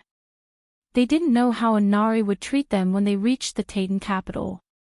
When Qin Yining and Lu Heng were talking, Anari and Si Qin's attention was on the two of them. Si Qin said softly, "The Lu family's second master Lu and Minister Qin's daughter aren't simple people. We can take them back and temporarily raise them. Even if we can't get any secrets about the treasure, we can use them as hostages to negotiate with the Zhou Emperor. We can also make a lot of money. I believe that this will bring us more benefits than the treasure." Anari smiled. "You're right. We'll do as you say. The Khan always indulges me like this. It makes me feel bad." Si Qin said shyly. Anari looked at Si Qin's handsome face and couldn't help but blush. He said, "You and I are husband and wife. Shouldn't I support you? How can you indulge me?" Chapter 471. Si Qin's face tightened when he heard this, his expression turning serious as he said, "How could I be such a person? My feelings for the Khan are true, heaven and earth can prove it. The Khan is such an extraordinary woman, she is much more beautiful than those who only have looks. I admire and adore the Khan, my feelings for the Khan have never changed after all these years." Si Qin's gaze was too passionate, causing Anari's face to turn red. She looked at Si Qin with both joy and shyness as she muttered, "Of course I trust the prince consort's character."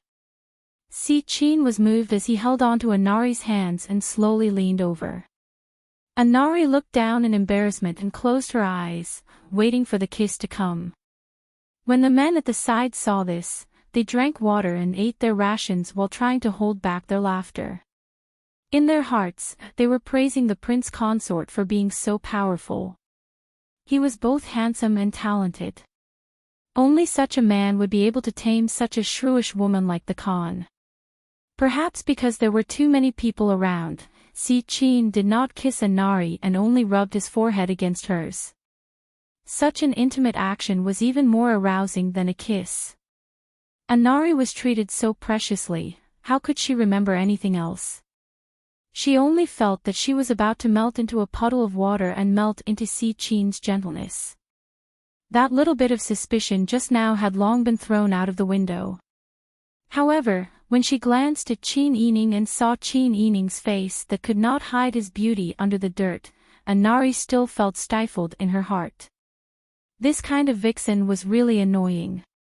The group rested for a while before they set off again. This time, they had enough water and rations, and they could confirm their direction. They also knew that they would be able to leave the desert soon.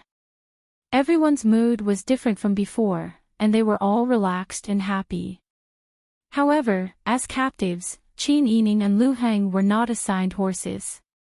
They still had to rely on their feet to walk behind the group of horses. Qin Yining tried her best to steady her breathing.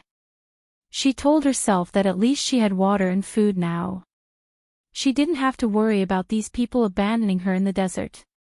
If Pang Shao was here, she might have fainted without worry. But when there was no one around to rely on, she had to be strong. Finally, after walking for an entire day, they saw the oasis at the end of the desert in the evening. That was not a mirage, but an oasis that truly existed in front of his eyes. They finally left the desert and set foot on the territory of the Tartars. Everyone rested for a while in a nearby tribe. When they heard that the Khan and the prince consort had come to visit, the leader immediately offered up his most spacious and clean tent and served them the most delicious roasted meat and milk wine. Qin Yining and Lu Heng were finally able to wash off the sand on their bodies and change into clean Taiden clothes. The clothes that the leader offered were all exquisite. Inside was a long robe with narrow sleeves that had a slit on both sides. On the outside was a light yellow outer robe with long sleeves that reached the elbows. The outermost layer was a red brocade waistcoat with a round collar and a row of pure silver buttons that shone with a silver light. Her hair was neatly tied up by a maid. She wore a hat with red agate and silver tassel pendants on both sides. In the middle of the hat, a row of red agate tassel beads fell in front of her forehead, right between her eyebrows. It made her palm-sized face look as white and tender as cream. The maid smiled and communicated with her in Taiden language. Qin Yining didn't understand what she was saying, so she politely smiled at her. The maid mumbled something and brought a pair of red soft boots inlaid with lace for her. Qin Yining smiled and thanked her, then put on the boots. The maid looked at Qin Yining, and her eyes lit up. She excitedly circled around her and looked at her for a while. Then, she said something, covered her face with her hands, and excitedly walked out. Qin Yining frowned slightly. She tiredly lay down on the wooden bed by the window. She was alert and didn't dare to fall asleep. However, the exhaustion from the long journey in the desert was not something that an ordinary person could endure. Moreover, she had just recovered from her injuries and hadn't eaten her fill. Qin Yining unknowingly fell asleep. Not long after, Si Qin walked into the tent and saw the beauty lying by the window. The agate beads and tassels hung on her forehead, softly supporting her white cheeks. Her other arm was resting on her waist. Because she was sleeping on her side, the close-fitting long robe and waistcoat outlined her mountain-like figure vividly. Si Qin stood at the door in a daze. He stared at her for a long time, but he didn't remember what he was doing. It wasn't until she heard the crackling sound of a small pile of firewood burning in the middle of the ground that Si Qin recovered from her stupor in shock. Dezhou was a wonderful place. The land was rich in water and resources. Even the women were delicate and fair. Their skin was as white as milk tofu. That was why he was so obsessed with the land in the south. Compared to the Taiden, where most of the tribes were nomadic, Dezhou was a farming country that was more suitable for long-term development. Si Qin slowly walked towards Qin Yining. His footsteps were very light, like a cat that was tiptoeing. He slowly approached the bed. He reached out his right hand, which was wearing a red agate ring. Just as his fingertips were about to touch Qin Yining's cheek, the beauty on the bed suddenly opened her eyes and looked straight at him. When Si Qin's eyes met hers, he was so shocked by her sharp gaze that he forgot to continue moving. Qin Yining frowned. She slapped his hand away and stood up. She stared at him with sharp eyes and said in a cold and sharp voice, "What is Prince Consort doing?" Si Qin's hand burned with pain from the slap. He clenched his fist and placed it behind his back. He smiled warmly and said, "There's a bonfire up ahead. They're preparing to roast a whole lamb. I came to call you over to eat together." Qin Yining narrowed his eyes and said, "I don't understand what Prince Consort means." "You don't understand? What don't you understand?" Si Qin's eyes stared straight at her opening and closing cherry lips. Qin Yining said, "On the way here, Prince Consort treated me the same as the other captives. Other than occasionally speaking normally, we didn't have any interactions. You're the high and mighty Prince Consort, and your wife is the Taiden Khan. Right now, I'm just a captive under your control. In this kind of situation, I don't even have the right to eat a whole lamb. Even if you wanted me to eat it, why would Prince Consort have to personally lower himself and act like that?" Si Qin's eyes flashed. Gradually, a smile appeared on his face. You really are an intelligent woman. I didn't expect you to be so sharp. Qin Yining looked back at him with an expression that said, "Don't tease me. There's such an obvious difference. Anyone would be able to tell, right? Or is it because Prince Consort is too confident in himself?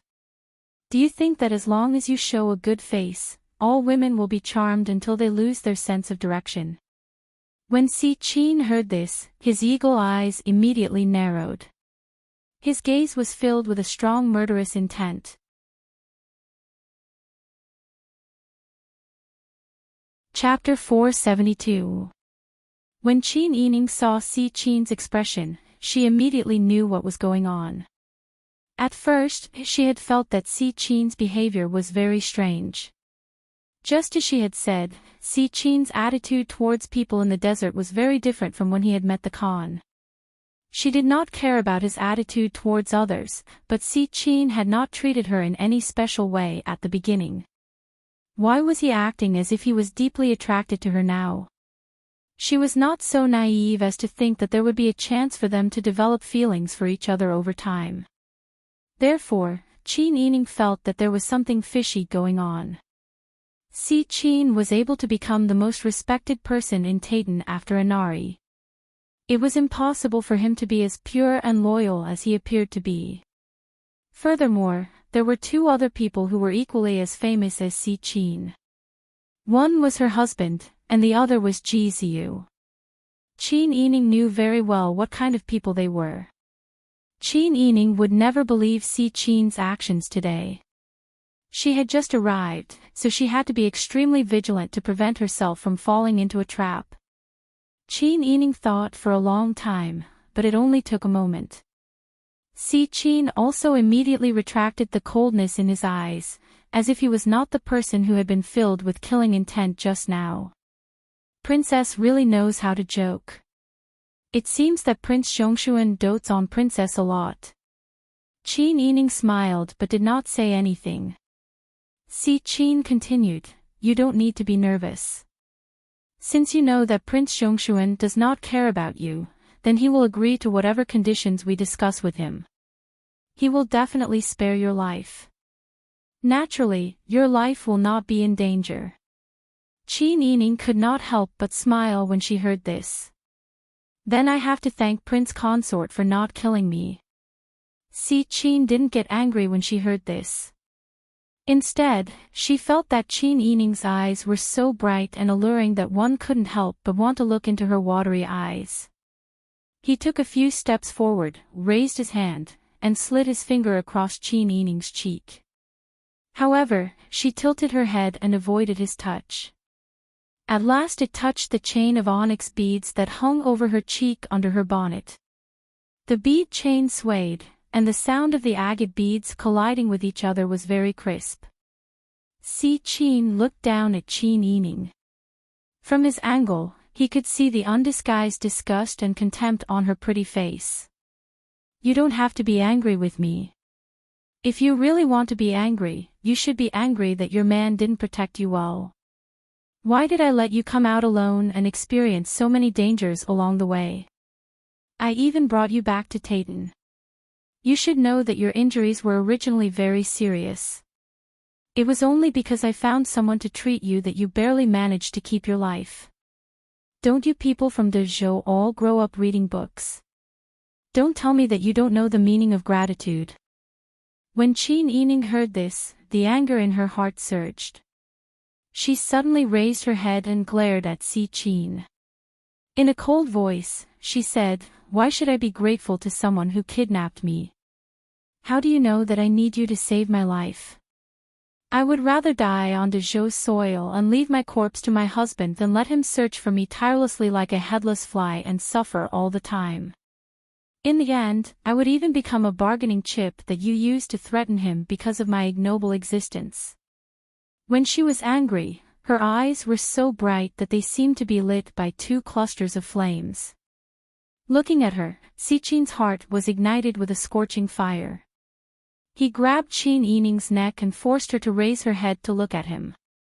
His malicious eyes stared into her eyes, and his voice seemed to be squeezed out from between his teeth. You better not be joking with me.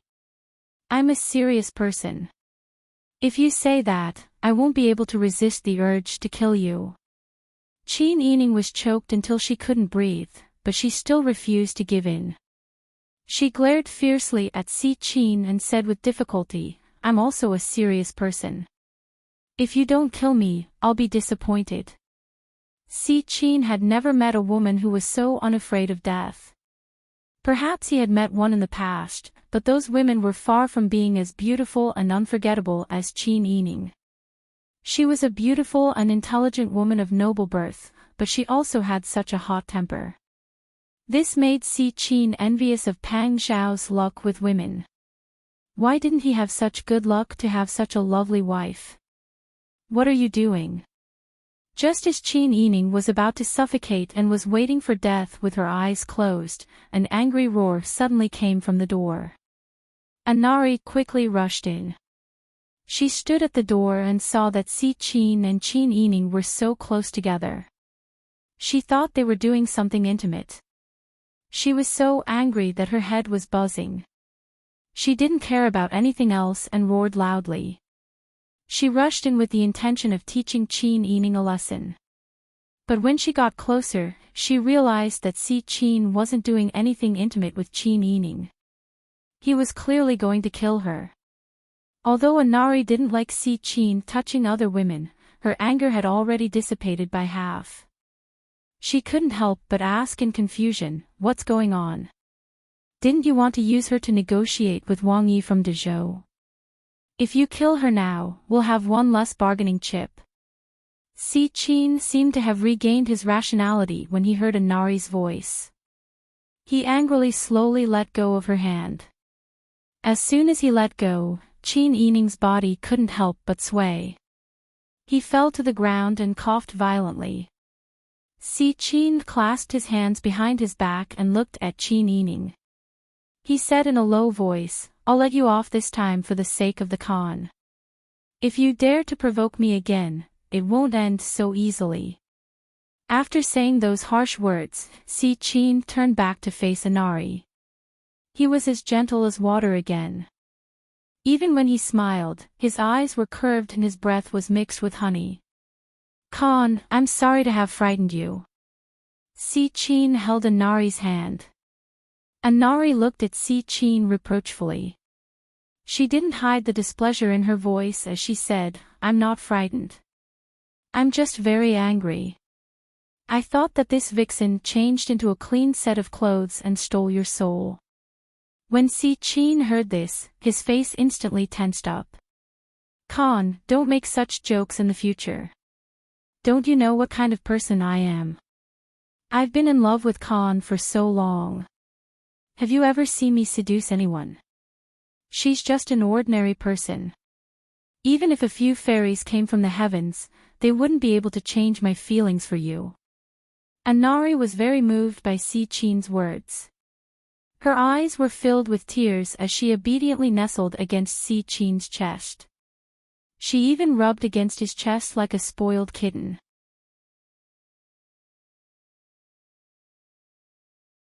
Chapter 473. I've seen many women your age.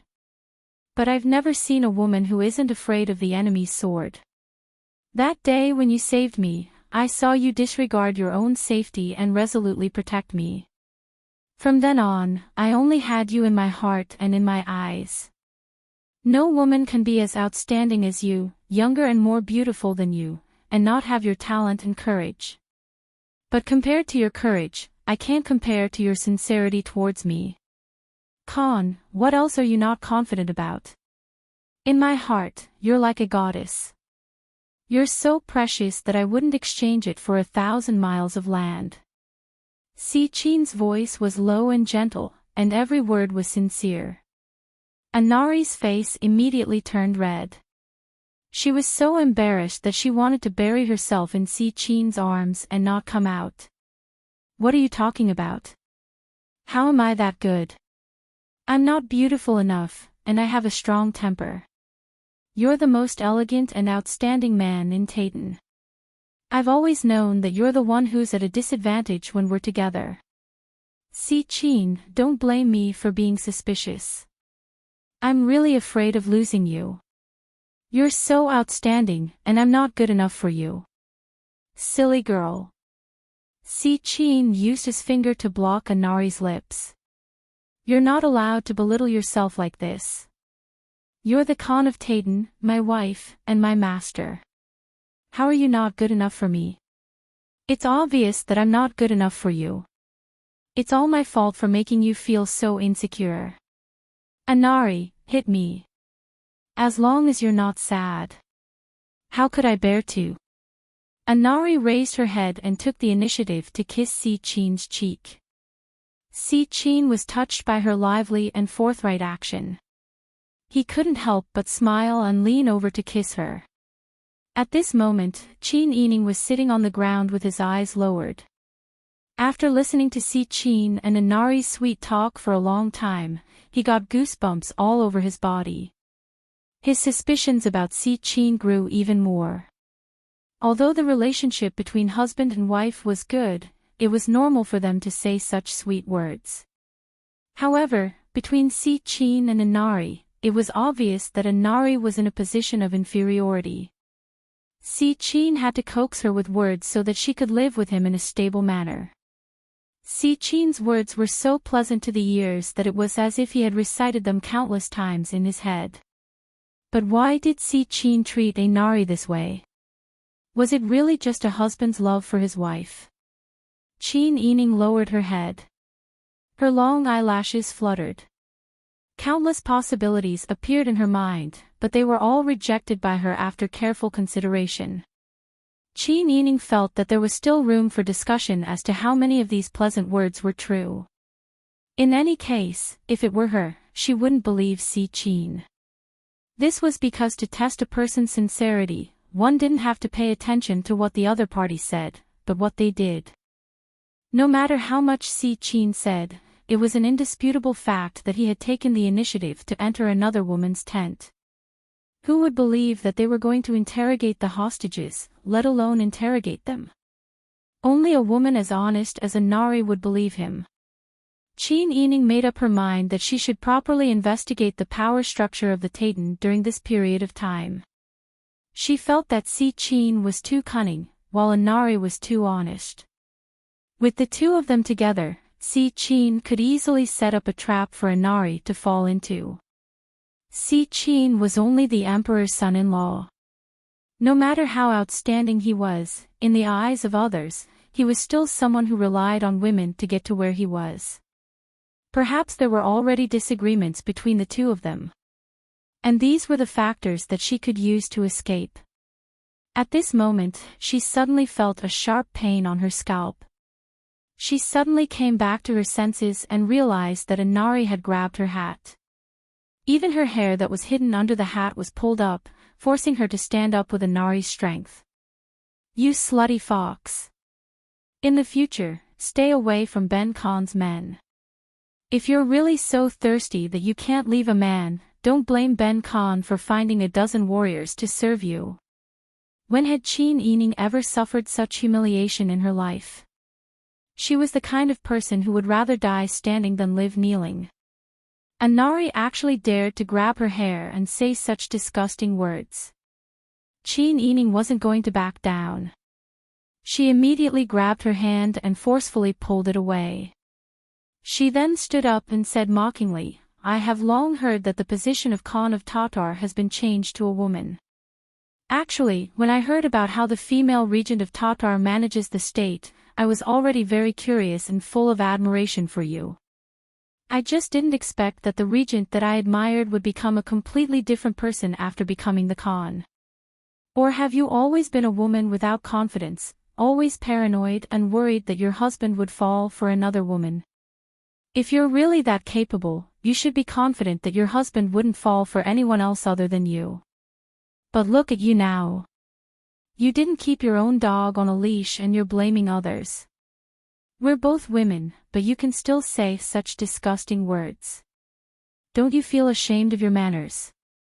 Chin Yining's voice was clear and loud, like pearls falling on a jade plate. She spoke so quickly that no one could interrupt her. Anari was so angry that her face turned ashen. She pointed at Qin Yining and was so angry that she couldn't say anything. "You, who are you calling a dog?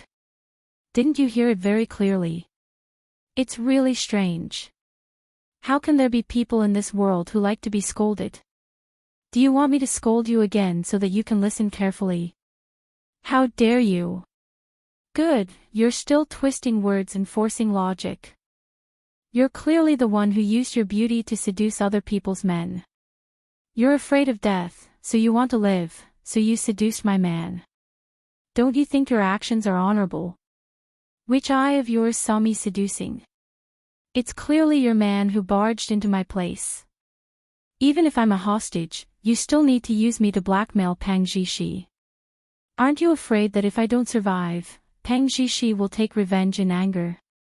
Anari was so angry that she actually slowly forced herself not to be angered by this vixen in front of her. She didn't want to lose face in front of the prince consort. She seemed to have heard an incredible joke, and she actually covered her mouth and laughed like a blooming flower. How interesting, how interesting. I've never seen you being so stubborn even though you're a captive. It seems like you don't care about life and death at all. You don't care whether we kill you or not. Anatri's fingers were still hurting because of Qin Yining's broken fingers. Looking at Qin Yining's face that became more and more beautiful in anger, the jealousy in her heart had already gushed out like magma. It was about to drown her. Anari pulled out an exquisite dagger embedded with gems from her boots and waved it towards Qin Yining's face.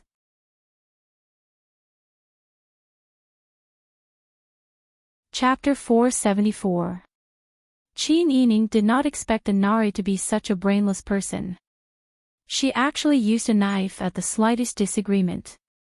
Her reaction was not slow either. She hurriedly took a step back and dodged the tip of the knife. However, no matter how nimble Qin Yining was, she did not know any martial arts. In a fit of anger, Anari was determined to make Qin Yining pay with her life. Even if she could not lose her life, she wanted to leave a few bloody scars on her face and turn her into a hideous monster. Anari used all her strength and aimed the knife at Qin Yining's face. Qin Yining nimbly dodged the knife, but her body was not organized. Because she had been weak for so long, her strength and stamina were not as valiant as Anari's. Soon, sweat appeared on her forehead. She tripped over herself and fell to the ground. Anari's eyes lit up. She saw an opportunity and immediately stabbed Qin Yining with the dagger. Qin finally had enough of watching the show. He went forward and held Anari's wrist. "All right, calm down, Khan." His gentle voice seemed to have a magical power that could dispel one's anger. It calmed Anari down a little. "Why are you stopping me? Let me disfigure her face first. Let's see if she can seduce men with it." Qin smiled as he took the dagger out of Anari's hand. He held her hand with one hand and said, "Silly girl, have you forgotten what I want to do with this woman? Do you know about the grudge between the Qin family and the Prince Zhongshuan's family?" Anari thought for a moment before she nodded and said, "Her father killed Prince Zhongshuan's father by driving a wedge between us." "That's right. Her family and Prince Zhongshuan's family have a grudge against each other. Why do you think Prince Zhongshuan is willing to marry such a woman?" Anari vaguely understood. "You mean, beauty?" Qin nodded and said with a smile, "Pang Zhishi likes her because of her face. If you destroy her face, Pang Zhishi won't like her anymore. What if he refuses to pay the ransom?" Although it was right to think so, Anari still felt a little unbalanced. However, Anari's mood improved a little when he thought about the huge amount of gold and silver in the ransom. "All right," Anari calmed down a little and smiled apologetically, "I'm sorry, I was hot-headed and didn't think about the prince consort's plan." "It's okay. I know you care about me." Qin held her hand and shook it. Anari's face was completely red. She was both proud and happy. She chatted and laughed with Si-Chin for a while longer. Then, like a little girl, she happily went out to participate in the roast lamb bonfire. It was as if she wasn't the one who wanted to kill someone with a knife just now. Chin Yining wiped off the cold sweat on his forehead with his sleeve. He thought to himself that Anari was simply a brainless lunatic. Seeing Si-Chin coax Anari like a child, Chin Yining felt that Anari's anger was a joke in Si-Chin's eyes. She could be appeased so easily. There was definitely something wrong with this Si-Chin. Si-Chin smiled and said, "You saw it, right?" "Saw what?" "See how the prince consort coaxes the Khan." Si-Chin's face was full of pride. He approached Chin Yining again and said softly, "In Titan, the Khan listens to me the most. I have full confidence that I can persuade him to do anything." Si-Chin raised his hand and touched Chin Yining's cheek. "If you're willing to be with me, I'll immediately persuade the Khan to let you go. What do you think? You won't lose anything from this deal. You're already married anyway. Even if something happens between us, as long as I don't say anything, no one will know. Even if your man pays a ransom for you in the future, as long as we don't tell him, you'll still be pure and pure. You'll still belong to him." Slap. Chin Yining's palm landed heavily on Si-Chin's face. Her chest heaved up and down as she panted angrily. "Who do you think you are? How can someone like you be on the same level as my husband? That's an insult. Are you even a man? Despicable. Let me tell you, a good woman doesn't serve a second husband. I will never submit. You can kill me or torture me as you wish. But if you want me to be your vassal and drag out an ignoble existence, I'm sorry, but I can't do it." The corner of Si-Chin's mouth cracked from the slap, and blood slowly flowed out. Her cheek hurt even more, and it swelled up in an instant. Si-Chin's ears were ringing from the slap. He never imagined that such a gentle beauty could be so domineering when she was angry. She even dared to slap his face. "You really don't want to live anymore." Si-Chin spat out the bloody foam in her mouth. Chin Yining sneered, "I've already said that I'm not afraid of death. You can kill me and fulfill my wish." Si-Chin pursed her lips and glared angrily at Chin Yining. The most difficult person to deal with was someone like her, who wasn't afraid of anything and didn't want anything. She had no desires and was slippery, so he couldn't use any of his methods of coercion or enticement. He couldn't get hold of her weakness, which meant that he couldn't threaten her. As for enticement, he couldn't think of anything else that could move her. As for life and death, she didn't seem to be afraid at all. She didn't care about being killed at all. Instead, she cared about whether or not she would be a burden to Pang Zhishi. She was such an affectionate beauty, but her feelings weren't for him. Just looking at her made one's heart feel stifled. However, Chin Yining should be very concerned about whether or not Pang Zhishi would come to save her, right? Si-Chin thought about Chin Yining's reaction. A woman who had invested a lot in her relationship would naturally want to receive an equal return. If Pang Zhishi didn't come to save her, or if it was just a formality, she would probably be sad, right? Although Chin Yining didn't say it, Si-Chin could feel Chin Yining's feelings.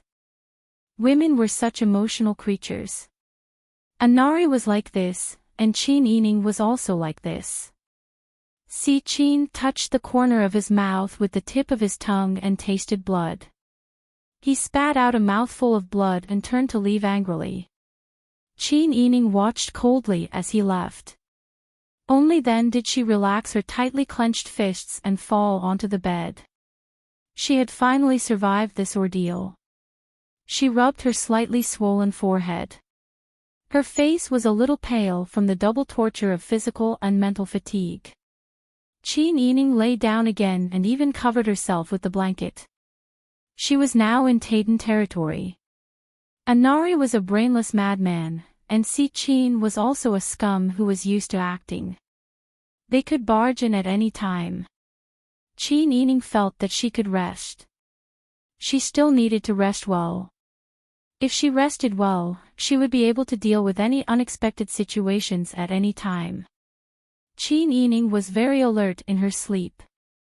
However, even if it was only a light sleep, it was still better than the previous period of wandering in the desert. The next morning, the maid who had helped her wash up and change her clothes yesterday came again. She helped her with her makeup and smiled as she spoke to her in Taitan. Chin Yining didn't understand her words and looked at her in confusion.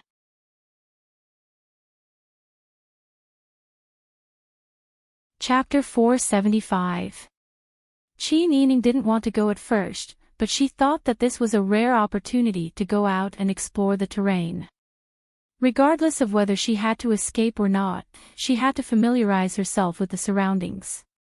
The maid lifted the curtain and respectfully helped Chin Yining out. Outside the tent was a lush green grassland. White tents with round roofs were arranged in a picturesque manner, and colorful flags fluttered in the wind. 500 steps away, many commoners gathered and shouted. There was a group of men and women riding horses in the middle of the field. They held the reins and bent over the horses. They exerted strength in their legs and raised their buttocks slightly, allowing the horses to gallop on the field like an arrow released from a bow. Every time they passed by the crowd, there would be cheers. Anari, who was dressed in red riding attire and riding a white horse, cheered the loudest. Good! Good! The Khan is mighty. The Khan is a hero among women. The Khan is the most outstanding woman in Taitan. The crowd was excited and cheered. Accompanied by the sound of the horses' hooves, everyone felt a burst of joy from the bottom of their hearts. Even Chin Yining, who had been kidnapped as a hostage, couldn't help but feel a little better when she saw this scene. The maid pointed at the horse track and whispered something. She looked at Chin Yining with smiling eyes, as if she was waiting for her answer. Chin Yining finally understood. The maid wanted to invite her to watch the horse race. Chin Yining smiled and nodded in thanks. Okay, I'll do as you say. Thank you for telling me about the commotion outside. The maid didn't quite understand Chin Yining, but when she saw her gentle smile and beautiful face, she couldn't help but blush. Her eyes sparkled as she said something. Then she pointed at the horse track and pulled Chin Yining in that direction. Chin Yining looked around and made sure that although there were people following her after she walked out of the tent, no one stopped her. Naturally, this was not a decision that a mere maid could make. Si-Chin must have given her the right to do as she pleased. How confident was this man? Wasn't he afraid that she would escape halfway? Chin Yining followed the maid's footsteps and walked slowly on the green grass towards the horse track. His breath was filled with the fragrance of grass and the faint smell of livestock. The air here didn't smell bad at all. Instead, it made people feel relaxed. Even the sky and the white clouds seemed especially high up here. As Chin Yining came closer, many of the tall men watching the fight outside noticed her. Although she was considered tall among the women in Jiangnan, her height was only average when it came to Taitan. However, even though she was of the same height, her figure was more delicate than most Taitan women. The most important thing was that she had learned the etiquette of the way she walked, which made her look different from the simple Taitan women they usually saw. She seemed to exude a sense of nobility from her bones, not to mention that she also had a beautiful face that was difficult to describe. The men on the periphery could not help but stare at her with infatuation, and spread to the sides. Gradually, more and more people saw her, and whether men or women, they could not help but stare at her with infatuation. Moses parted the sea for her. Even the cheers and shouts that had been incessantly ringing out died down in an instant.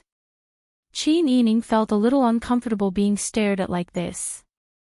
After all, whether it was in Dian or Dezhou, for the past 2 years, she had always worn a veiled hat when she went out to meet outsiders.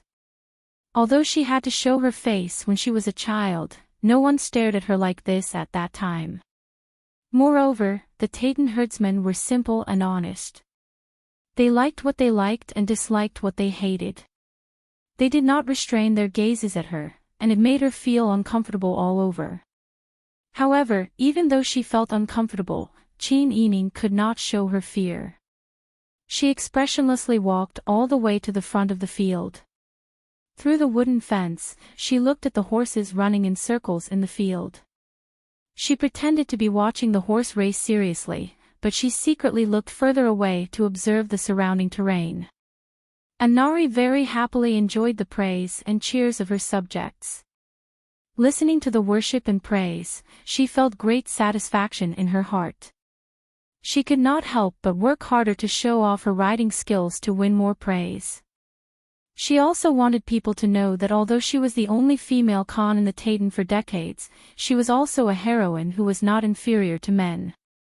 Who knew that the cheers that originally made her blood boil suddenly weakened for some reason? Anari was a little puzzled and a little unhappy. She urged her horse to gallop, and when she came to the crowd, she showed a confident smile, but she saw a beautiful figure in the crowd that did not fit in with the other herdsmen. Anari frowned unhappily and quickly stopped the white horse. The horse was suddenly stopped, and it neighed, raised its head high, and stomped a few times on the ground uneasily. Anari sat on the horse and looked down at Chin Ening. She raised her eyebrows and raised her chin, saying, "Who allowed you to come out? Ben Khan did not allow an ugly person like you to walk around in the camp." Chin Ening heard this and only smiled faintly, saying, "No one stopped me, and I don't have the strength to truss a chicken, so I can't escape from your camp. I heard that the Tayton are the most hospitable people. The Khan shouldn't go against the customs passed down from your ancestors, right?" "You." Anari was speechless. She frowned unhappily and sneered, "Who doesn't know that you have a sharp tongue, and you are the best at absolving yourself of any crime? You are just relying on your beauty to get people to make things easy for you, and go around seducing other men." Chin Ening knitted her brows tightly. They were both women, but this person dared to say such vicious words to her, who was also a woman, in front of so many people. The most important thing was that she did not have any evidence, and it was all based on her guess. It could be seen that this Khan had been pampered since he was young. After getting married, it had always been like this. And such a straightforward person had an extremely complicated son-in-law. Chin Ening did not want to meddle in other people's business, and there was no need to remind her enemy. She only knew that she could not lose her composure and become a joke. "The Khan is so young and beautiful, why would you say such vicious words? I always thought that only women who lacked confidence would be suspicious of their husbands. Moreover, I am a married woman, and my husband is a great hero who shakes the world. When I was in my boudoir, I was familiar with women's teachings, women's precepts, and legend of a fierce woman. I understand the principle that a good woman does not serve a second husband. I will never do such a thing that would disgrace my ancestors. If the Khan wants to make up a crime to accuse me of, it would be best to find a decent one." Although Chin Ening's words did not have a single dirty word, but she had ridiculed Anari's knowledge and character. The herdsmen around them listened and whispered to each other, and many people were secretly discussing what kind of person Chin Ening was. There were also some who did not know who she was, and they were also asking around.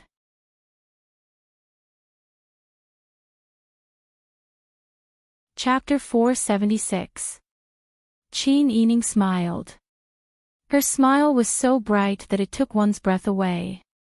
Khan really knows how to joke. To convince others, you need to have substance and reason. If you can't argue, it can only mean that you don't have reason or your thoughts are unclear. Khan, don't belittle all Tayton women. Besides, it's traditional for women in Dezhou to follow etiquette and etiquette. This is because of the environment in which they grew up. Just like how Taitan women follow their tribes to seek survival from a young age and learn many praiseworthy skills, women who are able to live dutifully in this world are not inferior to anyone else. It's just that different environments create different lives and specializations. Khan is a heroine who doesn't lose out to men, but you shouldn't belittle yourself. Qin Yining's reasoning was so strong that Inari's brain couldn't process it. She could only stare at her annoying face, wishing that she could use a knife to cut her face a few times to vent her anger. In front of her subjects, she was a kidnapped hostage, yet she dared to provoke her like this. Inari coldly reprimanded, "Don't show off your little bit of knowledge. Ben Khan is naturally a heroine who doesn't lose out to men. Unlike you, you're just a daughter flower hiding behind a man. If you really have some ability, then show it to Ben Khan. Won't that be enough to convince him? Right now, you're just talking nonsense. What's so great about that?" Qin Yining smiled and said, "Then Khan, tell me, as the legitimate daughter of a minister of the imperial court, as a princess consort, what ability should I show you?"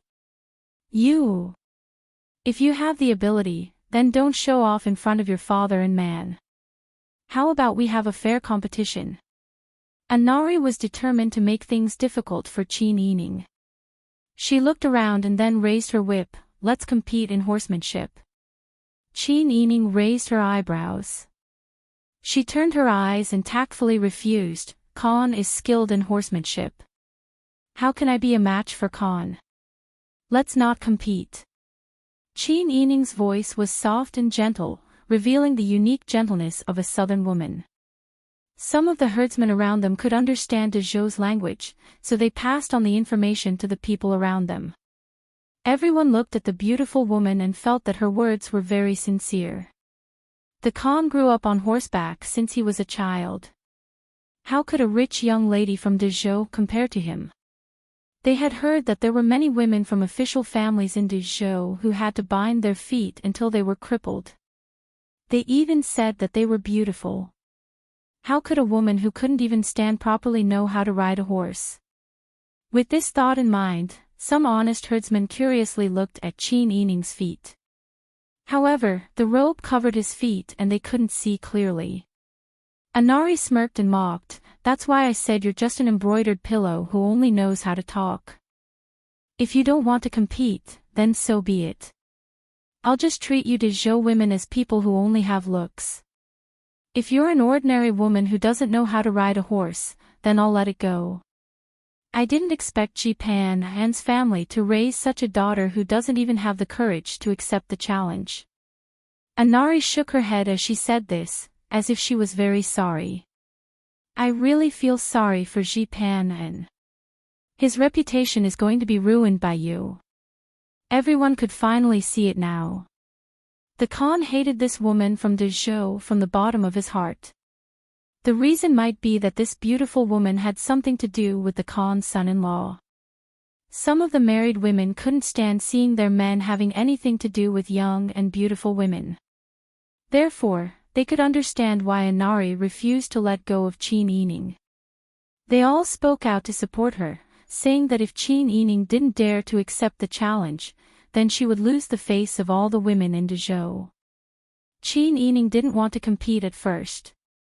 In other people's territory, no matter if she won or lost, the other party would find an excuse to slander her. Moreover, she could feel that after being injured and losing blood again, and after the torment in the desert, her body was not as good as before. She didn't have the strength she used to have. But she was never a person who would easily back down. Inari's clamor successfully evoked her courage. She would rather lose than avoid the challenge. Otherwise, she wouldn't have the face to say that she was Ji Pan An's daughter and Prince Zhongshuan's wife. Okay. Qin Yining took a few steps forward and went around to Inari through a gap in the wooden fence. She said, "But I don't have a horse." Inari raised her hand, and one of the men who had stopped racing led a red horse over. The horse was tall and strong, with a long mane. It looked like a wild horse. Some of the people in the tribe who recognized the horse began to worry for Qin Yining. This horse was originally a wild horse, but because it was injured and was rescued by them, they kept it by their side. Once its injuries were healed, they wanted to tame this horse, but even the man with the best horsemanship in the tribe took 3 months to barely make this horse bow its head to him. Moreover, this horse was very stubborn. After recognizing the man as its master, it was only willing to let him ride it alone, and no one else could touch it. Anari had seen the horse before the race, so of course she knew how wild it was. She smiled mockingly. "Then, I'll give you this one." The man led the horse over and threw the reins and whip to Qin Yining. Qin Yining slowly walked towards the red horse under the watchful eyes of the onlookers. "Princess, you have to be careful." Lu Heng and Si Qin had unknowingly arrived at the side. Seeing Qin Yining approaching the red horse, Lu Heng said nervously, "If you can't do it, just admit defeat. Where there's life, there's hope. There's no need to hurt yourself because of a moment of anger." Lu Heng's handsome and noble face was filled with genuine worry. He had been watching for a long time, but as captives, they had to listen to someone else no matter what. The people around him had all died, so there was nothing he could do about this situation. Qin Yining was the woman he liked, and they were both from Dezhou. At this time, he couldn't help but remind her. Qin Yining turned around and nodded at Lu Heng with a smile, but she didn't agree in her heart. Admit defeat. She had never admitted defeat since she was born. When she was young in the mountains, when she encountered wild beasts, especially wolves, as long as she showed fear once, she would have been eaten until not even her bones were left. When facing wild beasts, the best way was to be even more ferocious than them. Qin Yining held the whip in one hand and the reins in the other. The red horse snorted unhappily, stomped its hooves, and shook its strong neck in dissatisfaction, resisting Qin Yining's hand that was holding the reins. However, Qin Yining's fighting spirit had been completely ignited at this time. She had long forgotten about the discomfort in her body. Her eyes were as bright as 2 clusters of flames. She tightly held the reins in her hands and pulled hard. Then, she nimbly pulled the saddle and mounted the horse. The red horse let out a long neigh, then immediately flipped its body and kicked its hind hooves hard, trying to throw Qin Yining off. The onlookers exclaimed. Some of the timid women and children had already covered their eyes in fear.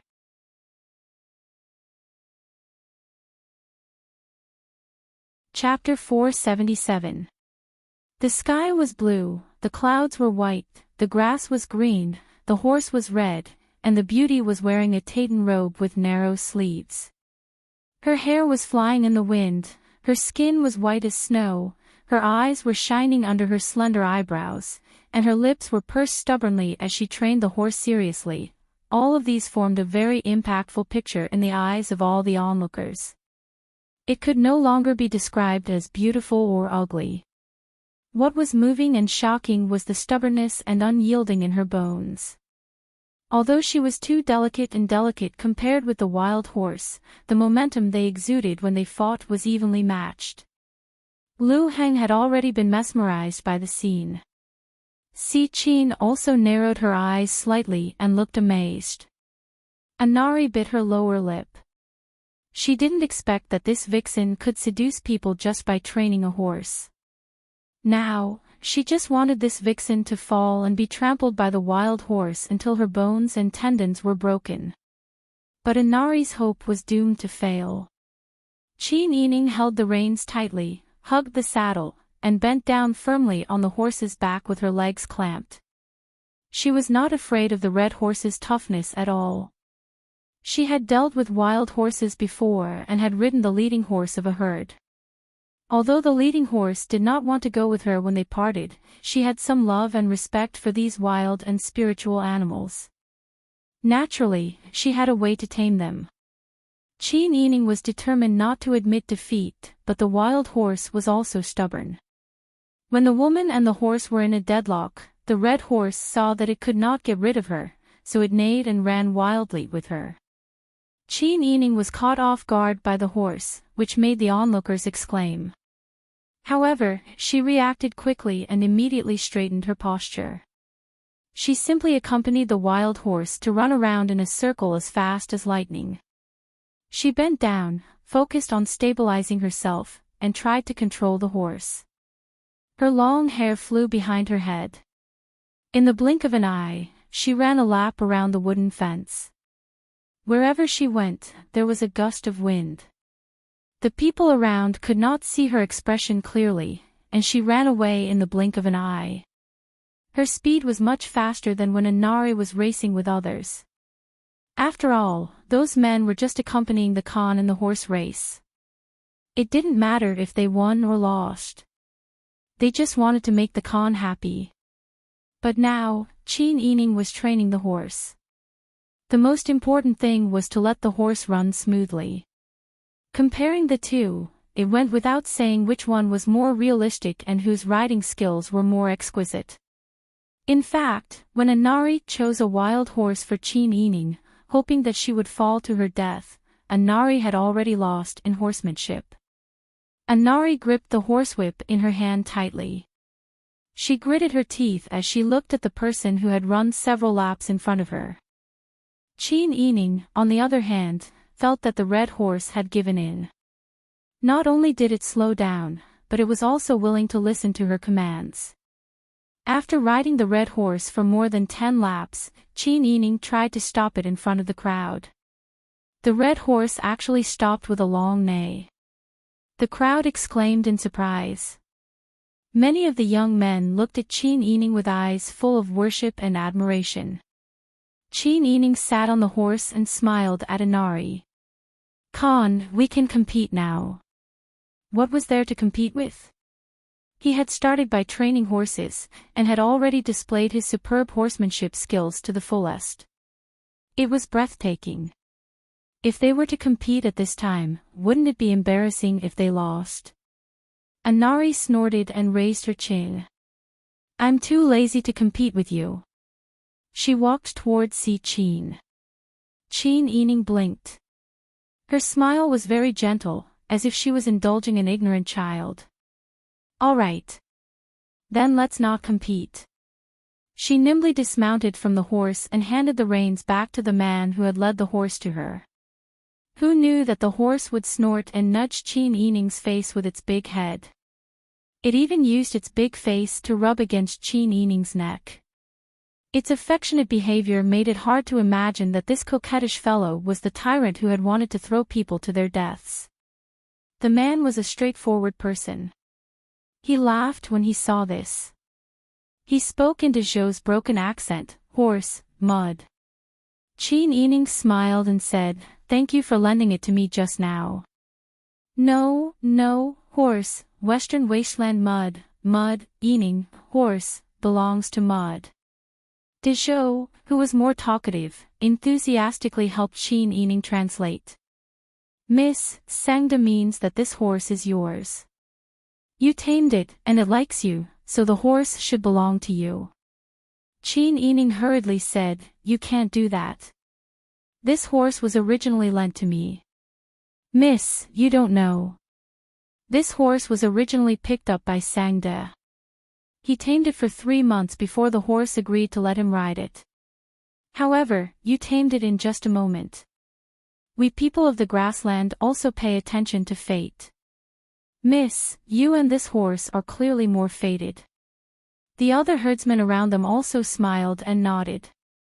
Their simple smiles were very sincere, as if everyone had forgotten how Inari had made things difficult for her. This was the cuteness of the common people. They were simple and kind. They would not use bad thoughts to judge others. They were also straightforward and would not go against the traditions of their tribe. Qin Yining really wanted to take it.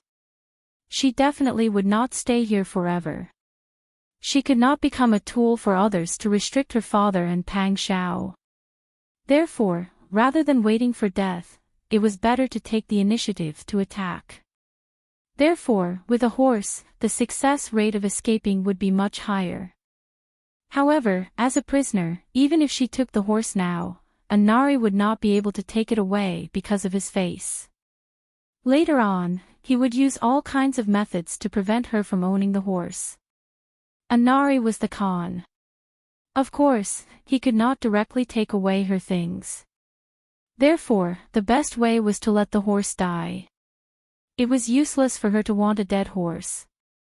Thinking of this, Chin Yining smiled and said, I have been invited here by the Khan. Everything will be according to the Khan's arrangements. Moreover, I do not have any capable people by my side. If the Khan agrees to help take care of this horse, I will accept your kindness. After saying this, she turned to look at Anari. Anari almost spat on her face. Chin Yining was shamelessly checkmating her. If she agreed, wouldn't she be responsible for the horse's life and death? Why would she help Chin Yining take care of the horse? Anari sneered and said, You are just a prisoner. What qualifications do you have to make such a request? Her words caused the entire crowd to fall silent. Chin Yining faintly smiled and nodded, the Khan is right. I am very touched that the Khan is willing to lower himself to race horses with a prisoner like me. After saying this, Chin Yining walked back to her tent. She only left the crowd to see her back. Anari looked at her back and clenched her teeth so hard that they almost bled. When she turned her head, she saw that Si Chin was also staring at Chin Yining's back. That was the deep gaze of a man looking at a woman with a desire to plunder. It made Anari's heart skip a beat. Sure enough, her worries were not unfounded. She was a vixen. Anari clenched her fists so tightly that her knuckles cracked.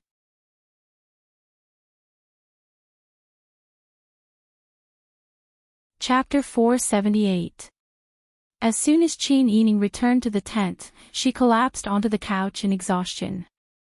She closed her eyes and rested for a while. Then she got up and took a hair tie to tie her long hair into a loose bundle.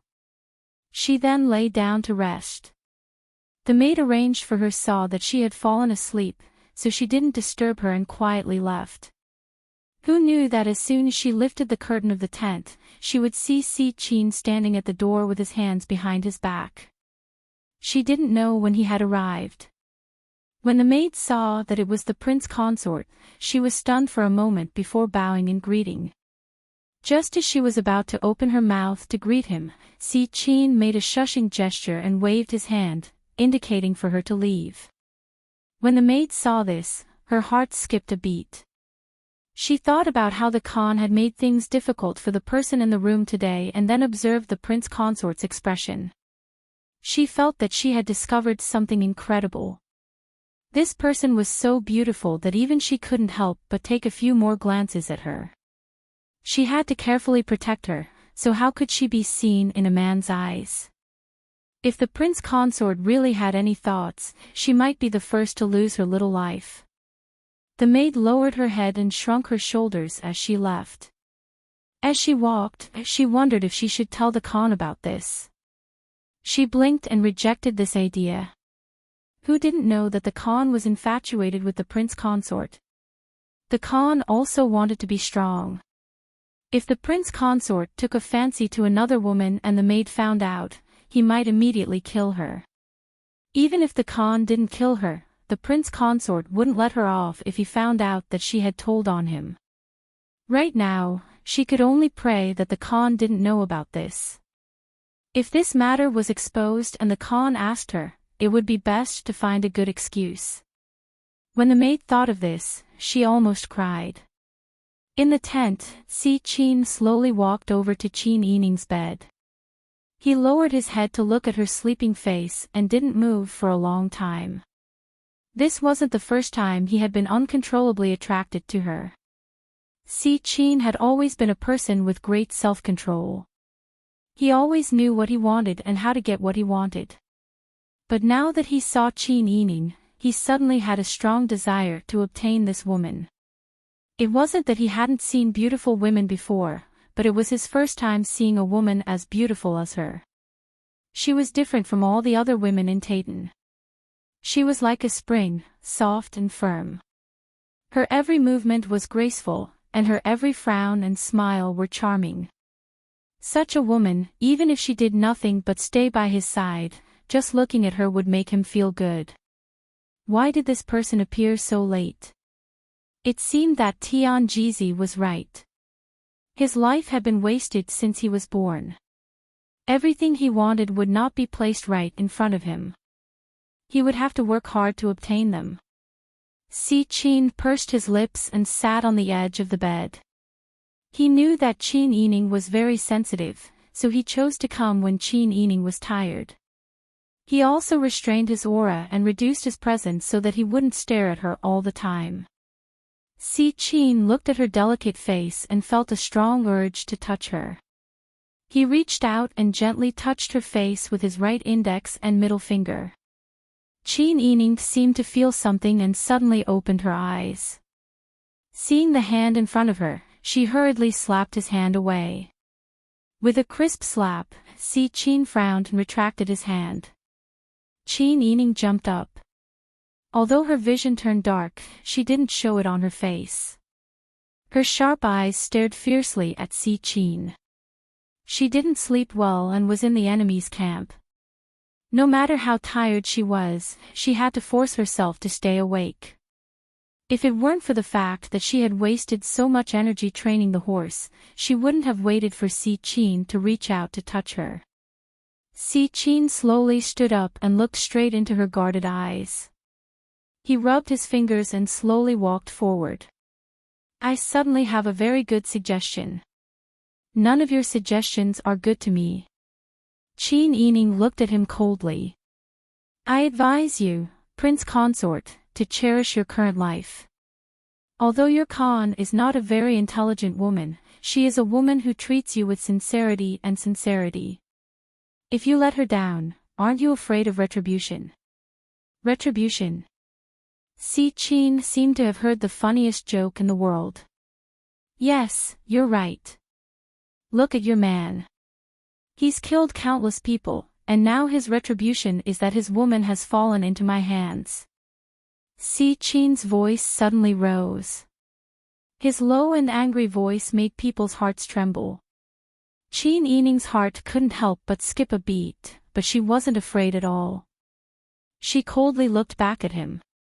In the dimly lit tent, her entire body was half hidden in the shadows. Light surrounded her, illuminating her messy hair with a faint golden glow. Her eyes were especially bright, reminding Si Qin of packs of wolves on the grasslands. He couldn't help but stare at her in a daze. He reached out and muttered, "Woman, with such looks, why do you have such eyes? You, what are you doing?" An angry roar came from the front door, interrupting Si Qin's muttering. Henri angrily strode over and pulled on Si Qin's collar, causing him to take 2 steps back. She then fiercely flung his hand. "Didn't you say that you had something important to do? Your important matter is to come to this vixen's tent."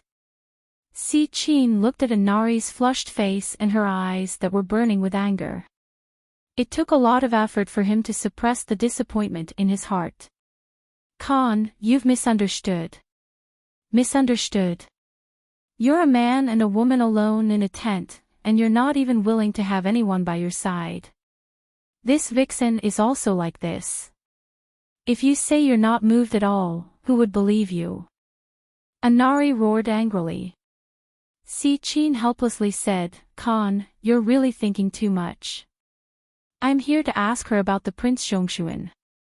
Although she won't tell us the truth, she can at least provide us with some clues, can't she?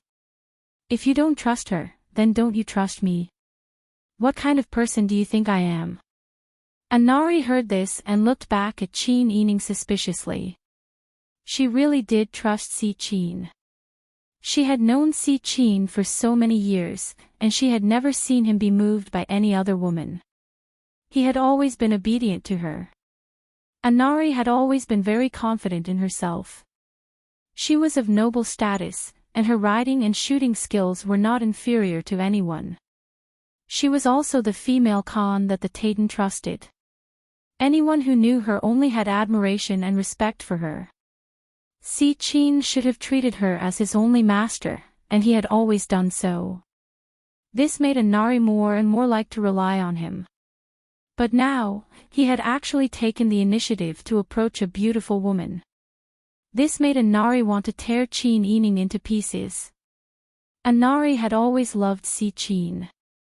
Although she could yell at Si Qin when she was angry, she could not do anything to her own husband.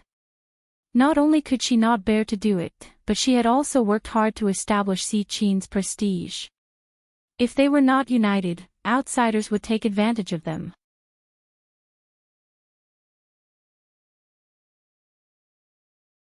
Chapter 479. Thanks to the commotion caused by Inari, Qin Yining finally had a day of peace. Perhaps Si Qin was being watched so tightly that he didn't have a chance to get close to her. This allowed her to relax her tense nerves. The next morning, before the sun had even risen and Qin Yining had yet to get up, the tense curtains were lifted. The autumn wind in the wee hours mercilessly entered the tent. Qin Yining quivered and opened her eyes. She sat up and looked at the door cautiously. It was a middle-aged woman with a stocky figure. She wore an indigo robe with narrow sleeves and a black waistcoat. Her hair was neatly tied up behind her head. When she saw Qin Yining, her face was filled with obvious disdain.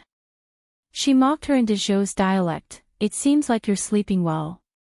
The Khan ordered me to watch over you from today onwards. The Khan and the Prince Consort have already gotten up and are preparing to depart. You're a prisoner, yet you're still sleeping. Get up and work." Qin Yining immediately understood. It must be that Inari couldn't bear to see her living so comfortably and had arranged for an old mama to torture her. As for the maidservants who used to carefully serve her with sparkling eyes, she probably wouldn't have them anymore. Qin Yining didn't say anything. She got up and tidied herself up. She washed her face with cold water and casually wiped her hair. She combed her hair into a simple bun and put on the red agate hat. She was all alone and didn't have any luggage. She only had some medicine that she needed to take. She organized it into a small bundle. "Let's go." Qin Yining finished her preparations. She turned around and stepped on the old mama's foot and left. The old mama didn't expect Qin Yining to be so skilled in taking care of her. She didn't haggle or drag her feet. She was completely different from the foxy woman who dared to seduce the prince consort in order to live a good life. She couldn't keep up with her train of thought, but she still remembered the Khan's orders. She strode forward and pushed Qin Yining from behind. "Hurry up and go. Don't dawdle. Who do you think you are? You're just a captive. How dare you be so arrogant in front of the Khan?" Qin Yining staggered and almost fell to the ground. After she steadied herself, she turned around angrily and raised her hand to slap the nanny. "Who do you think you are? How dare you behave atrociously in front of this king's consort?" The old mammy spun in a circle and fell to the ground dizzily. She covered her face in disbelief and looked up at her. You dare to hit me? You're the slave, and I'm the master. You offended me, so why can't I beat you?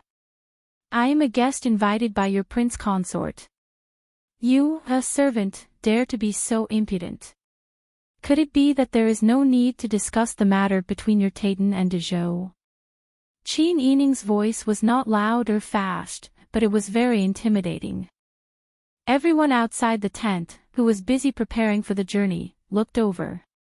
When they saw that the nanny had tried to teach Qin Yining a lesson but was instead taught a lesson by Qin Yining, they all whispered and pointed at each other. Qin Yining reprimanded, "Either you stay and serve me well, or you scram back and get someone who understands the rules.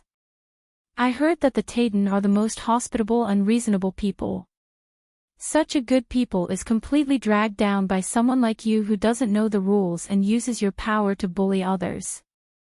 Some of the people at the side who understood Dezhou's language felt that Qin Yining was too domineering, while others felt that the old mammy was too domineering and angered the guest. Everyone's discussion became even louder. At this time, Anari, who was wearing a red cloak, quickly walked over with a horsewhip in her hand. When she saw that the person she had arranged was sitting on the ground with a swollen face, she was immediately furious. "You've got guts. How dare you be so impudent in Ben Khan's territory?" "Khan," Qin Yining said politely, "this concubine is a woman and doesn't know much. But even so, this concubine knows how to treat a guest. Khan is a woman who is knowledgeable, reasonable, and broad-minded. If you ask people of this level to come out and do things for you, they will not only be insensible but also tarnish Khan's reputation. Wouldn't that be wronging Khan? If you know, it's the actions of your evil servants. If you don't know, you will think that Khan specially ordered them to abuse a weak guest." Looking at the increasingly swollen handprint on the mammy's face, Anari was so angry that her face turned pale. "You are so thick-skinned. You hit her face like this and you still have the nerve to say that you are weak." Qin Yining looked at the whip in Anari's hand and smiled. "Khan, I respect you as a heroine. Although I was forcefully invited by your country's son-in-law to be a guest, I am still Dezhou's Prince Zhongshuan's wife and the daughter of the Minister of Rights. You can kill me, but you can't humiliate me. I am a person with no patience and a bad temper. And the most important thing is that I am easily impulsive. If your people try to be disrespectful to me again, then I will end all troubles and won't have to endure your vexation anymore. When the time comes, I can't guarantee whether or not you will be able to negotiate. You actually dare to threaten Ben Khan. Let me tell you, my Titan army has many generals and soldiers, as well as sufficient provisions. If we want to flatten Dezhou, where the entire country is filled with cowards, it will be as easy as blowing off dust. You can die, but we won't talk about conditions. This Khan will directly lead the warriors to kill you, and not leave a single armor behind." Anari raised her arms as she spoke. The attendants on the side also shouted in agreement. Qin Yining heard this and felt a wave of worry in her heart. She was now certain that there was something wrong between Si Qin and Anari. Anari's fearless appearance showed that she really didn't care about fighting a war. In fact, she seemed to want to fight a war. As for Dezhou, Peng Zhao's situation was already very awkward. If anything happened to her, with Peng Zhao's personality, she would definitely lead the army to avenge her. At that time, not to mention whether your majesty would be willing to relinquish military power, even the war itself would cause great suffering to the people. Qin Yining's mind was racing, but she didn't back down at all. The Khan has many people and a loud voice. "I won't compete with you on this. Didn't you say that you wanted to return to the capital? Then I'll go to the carriage first." Qin Yining nodded and walked straight to a handcart. Lu Heng had already been placed in the carriage. When he saw Qin Yining approaching, he smiled and moved inwards to make room for her. Lu Heng whispered, "Don't provoke them, lest they suffer physical pain. I think they kidnapped the two of us for more than just ransom." "You can tell too." Qin Yining also whispered. The two of them had a tacit understanding. It seemed that with Lu Heng's intelligence, he had already grasped some of the situation. Anari saw that Qin Yining had hooked up with Lu Heng as soon as she got on the carriage, and she was even more suspicious of her character. With a sullen face, she ordered them to set off. They weren't allowed to rest along the way. After spending an entire day, they finally entered the gates of the Titan capital, Dadu, after dark.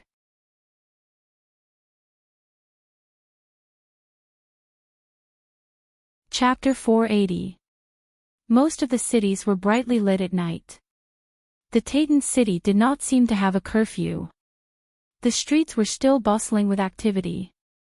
Men and women wearing Titan clothing walked on the streets. The tea houses and restaurants were open for business. One could see the people inside through the open doors and windows. When the Khan's carriage arrived, the guards at the city gate immediately saluted.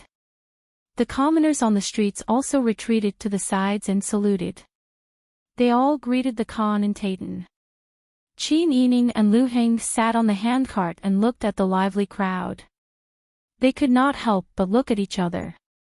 In Dezhou, Li Qitian would never dare to appear in front of the commoners like this. This was because such a lively scene was the most suitable place for an assassination. It seemed that Inari was very close to the commoners. She would do more to get closer to the commoners. The simple enthusiasm of the commoners warmed the hearts of outsiders. Lu Heng whispered in Qin Yining's ear, "Do you think so too?" He did not need to finish speaking. Qin Yining already knew what he wanted to say. He nodded and said, "The skilled are bold." Inari had some skills. She also had the Titan god of war, Si Qin, to protect her. Her guards were also very responsible. With her flamboyant and showy personality, it would be strange if she hid carefully. The carriage went all the way to the majestic Titan Imperial Palace. Unexpectedly, just as they turned the corner, two ragged youths suddenly ran out from the cheering crowd and knelt on the ground. Inari raised her hand and stopped the carriage. The surrounding commoners also looked over curiously. Inari sneered, "What are you doing? I let you live last time, and now you want to die again. Khan. I beg you to let go of Abu and Aji. I beg you to let go of Abu and Aji. I let you live, and you dare to come again. Abu and Aji have committed a serious crime. They should be slaves to atone for their crimes. So are your clansmen. No, our Minuo tribe was already a subject when Khan became the regent, but Khan refused to let our tribesmen go. Our tribe originally had more than 20,000 people, but now, Khan has slaughtered less than 4,000, leaving only the old, the weak, the women, and the children. I, Abu and Erji, have already surrendered. Why does Khan still want to kill us all? Serves you right." Inari immediately began to criticize the Minuo tribe for obstructing her path to the throne. The scene was silent, and only Inari and the two teenagers could be heard arguing more and more fiercely. They used Titan, Qin Yining. She didn't understand, but she realized that Lu Heng, who was beside her, seemed to understand. "You know Titan?" Qin Yining asked in a low voice. Lu Heng looked into her bright eyes and nodded with a smile. He then whispered into her ear the content of their argument. Qin Yining fell into deep thought. Titan was different from Dezhou. Most of their people lived a difficult life as nomads. On the surface, they were unified under the Khan, but in reality, the country was divided into many tribes. The Minuo tribe originally had 20,000 people, which was already considered a large tribe in Titan. But because of the power struggle, Inari reduced their numbers to 4,000, the old, the weak, the sick, and the disabled. Qin Yining also understood that political struggle was always a matter of life and death. Whoever showed mercy would pay with their lives. But she still had a soft spot in her heart. Seeing that Inari's argument was getting fiercer and fiercer, and that she was already rushing towards the two half-grown children with the horsewhip in her hand, she couldn't help but ask, "Khan, don't tell me you are deliberately putting on a show here to show me, a foreign guest, how you uphold the tradition of hospitality." As soon as Qin Yining spoke, everyone's eyes fell on her. She was speaking Dezhou's language, so most of the onlookers couldn't understand. But Inari could understand. She turned around angrily and met Qin Yining's indifferent and slightly mocking gaze. She scolded, "What do you mean?" "What I meant was literally what I said. The Khan speaks Dezhou's language very well, so he should understand. Anari didn't want to whip the two teenagers anymore. She turned around and angrily walked toward Qin Yining. Lu Heng worriedly shielded Qin Yining behind him and said in Taitan, "The princess is only thinking of the Khan. Killing people is just a matter of nodding your head. The Khan has already killed so many of their people and captured their parents. Why bother beating two children in front of everyone?" Although Qin Yining was grateful for Lu Heng's protection, she didn't want to rely on others to help her solve the problem she caused herself. She continued in Dezhou's language, "The Khan is a hero, the ruler of a country. You have many soldiers and generals under your command, and there are so many experts surrounding you. You don't even want to let go of a tribe that has already submitted to you, and you even want to kill two filial and innocent children. Aren't you afraid that people will be disappointed if they see you like this?" Anari was furious and fiercely swung her whip. "Who do you think you are? How dare you point fingers in front of Ben Khan?" The Minuo tribe resisted and lost, so they are all Ben Khan's slaves. Ben Khan can do whatever he wants with them. Do you think he needs to explain himself to you? Yes, you can do whatever you want. Qin Yining waved her hand and looked like she was dealing with an unreasonable child. She sighed and said, "But isn't the Khan afraid that the teeth will feel cold when the lips are gone, and the fox will mourn when the rabbit dies? Look at your subjects. Are you sure that killing the weak is the only way you can show your majesty as the ruler of a country? Khan, I always thought you were a heroine with means and shrewdness. Now it seems that you are just an upstart who gets carried away by the joy of power." "What did you say? Who are you calling an upstart? Aren't you, Khan? A person who is truly in power will not show off just because he has a little bit of power in his hands. He will use his power to show off his means in front of those innocent people. You are already the Khan. Why are you in such a hurry to show off? You look as ugly as an upstart who doesn't have much money but still wears a 3-kilogram gold hairpin to show off in the streets. This will only lower your image. I can't see the bravery you want to show at all." These words were like knives that pierced Anari's heart. She was so embarrassed that her face turned red. She was just about to raise her whip when she saw that the people around her were looking at her quietly. Qin Yining's words just now hovered in her mind again. If she really lashed out now, it would be to affirm that Qin Yining's words were correct. At this moment, the two pleading youths were like two nimble loaches. They turned around and plunged into the crowd and ran far away. The guards didn't have time to react. They cried out in alarm and chased after them. Anari looked back and saw that they had run far away. The surrounding people were still being chased away by the guards. She became even more angry. Qin Yining shook his head and said, "Seeing that the Khan has treated us for free, I will give you a sentence. The ruler is the boat, the commoners are the water. The water carries the boat, the water capsizes the boat. If the ruler thinks of danger, then how can danger not come? When the Khan is free, you can read Sun Tzu.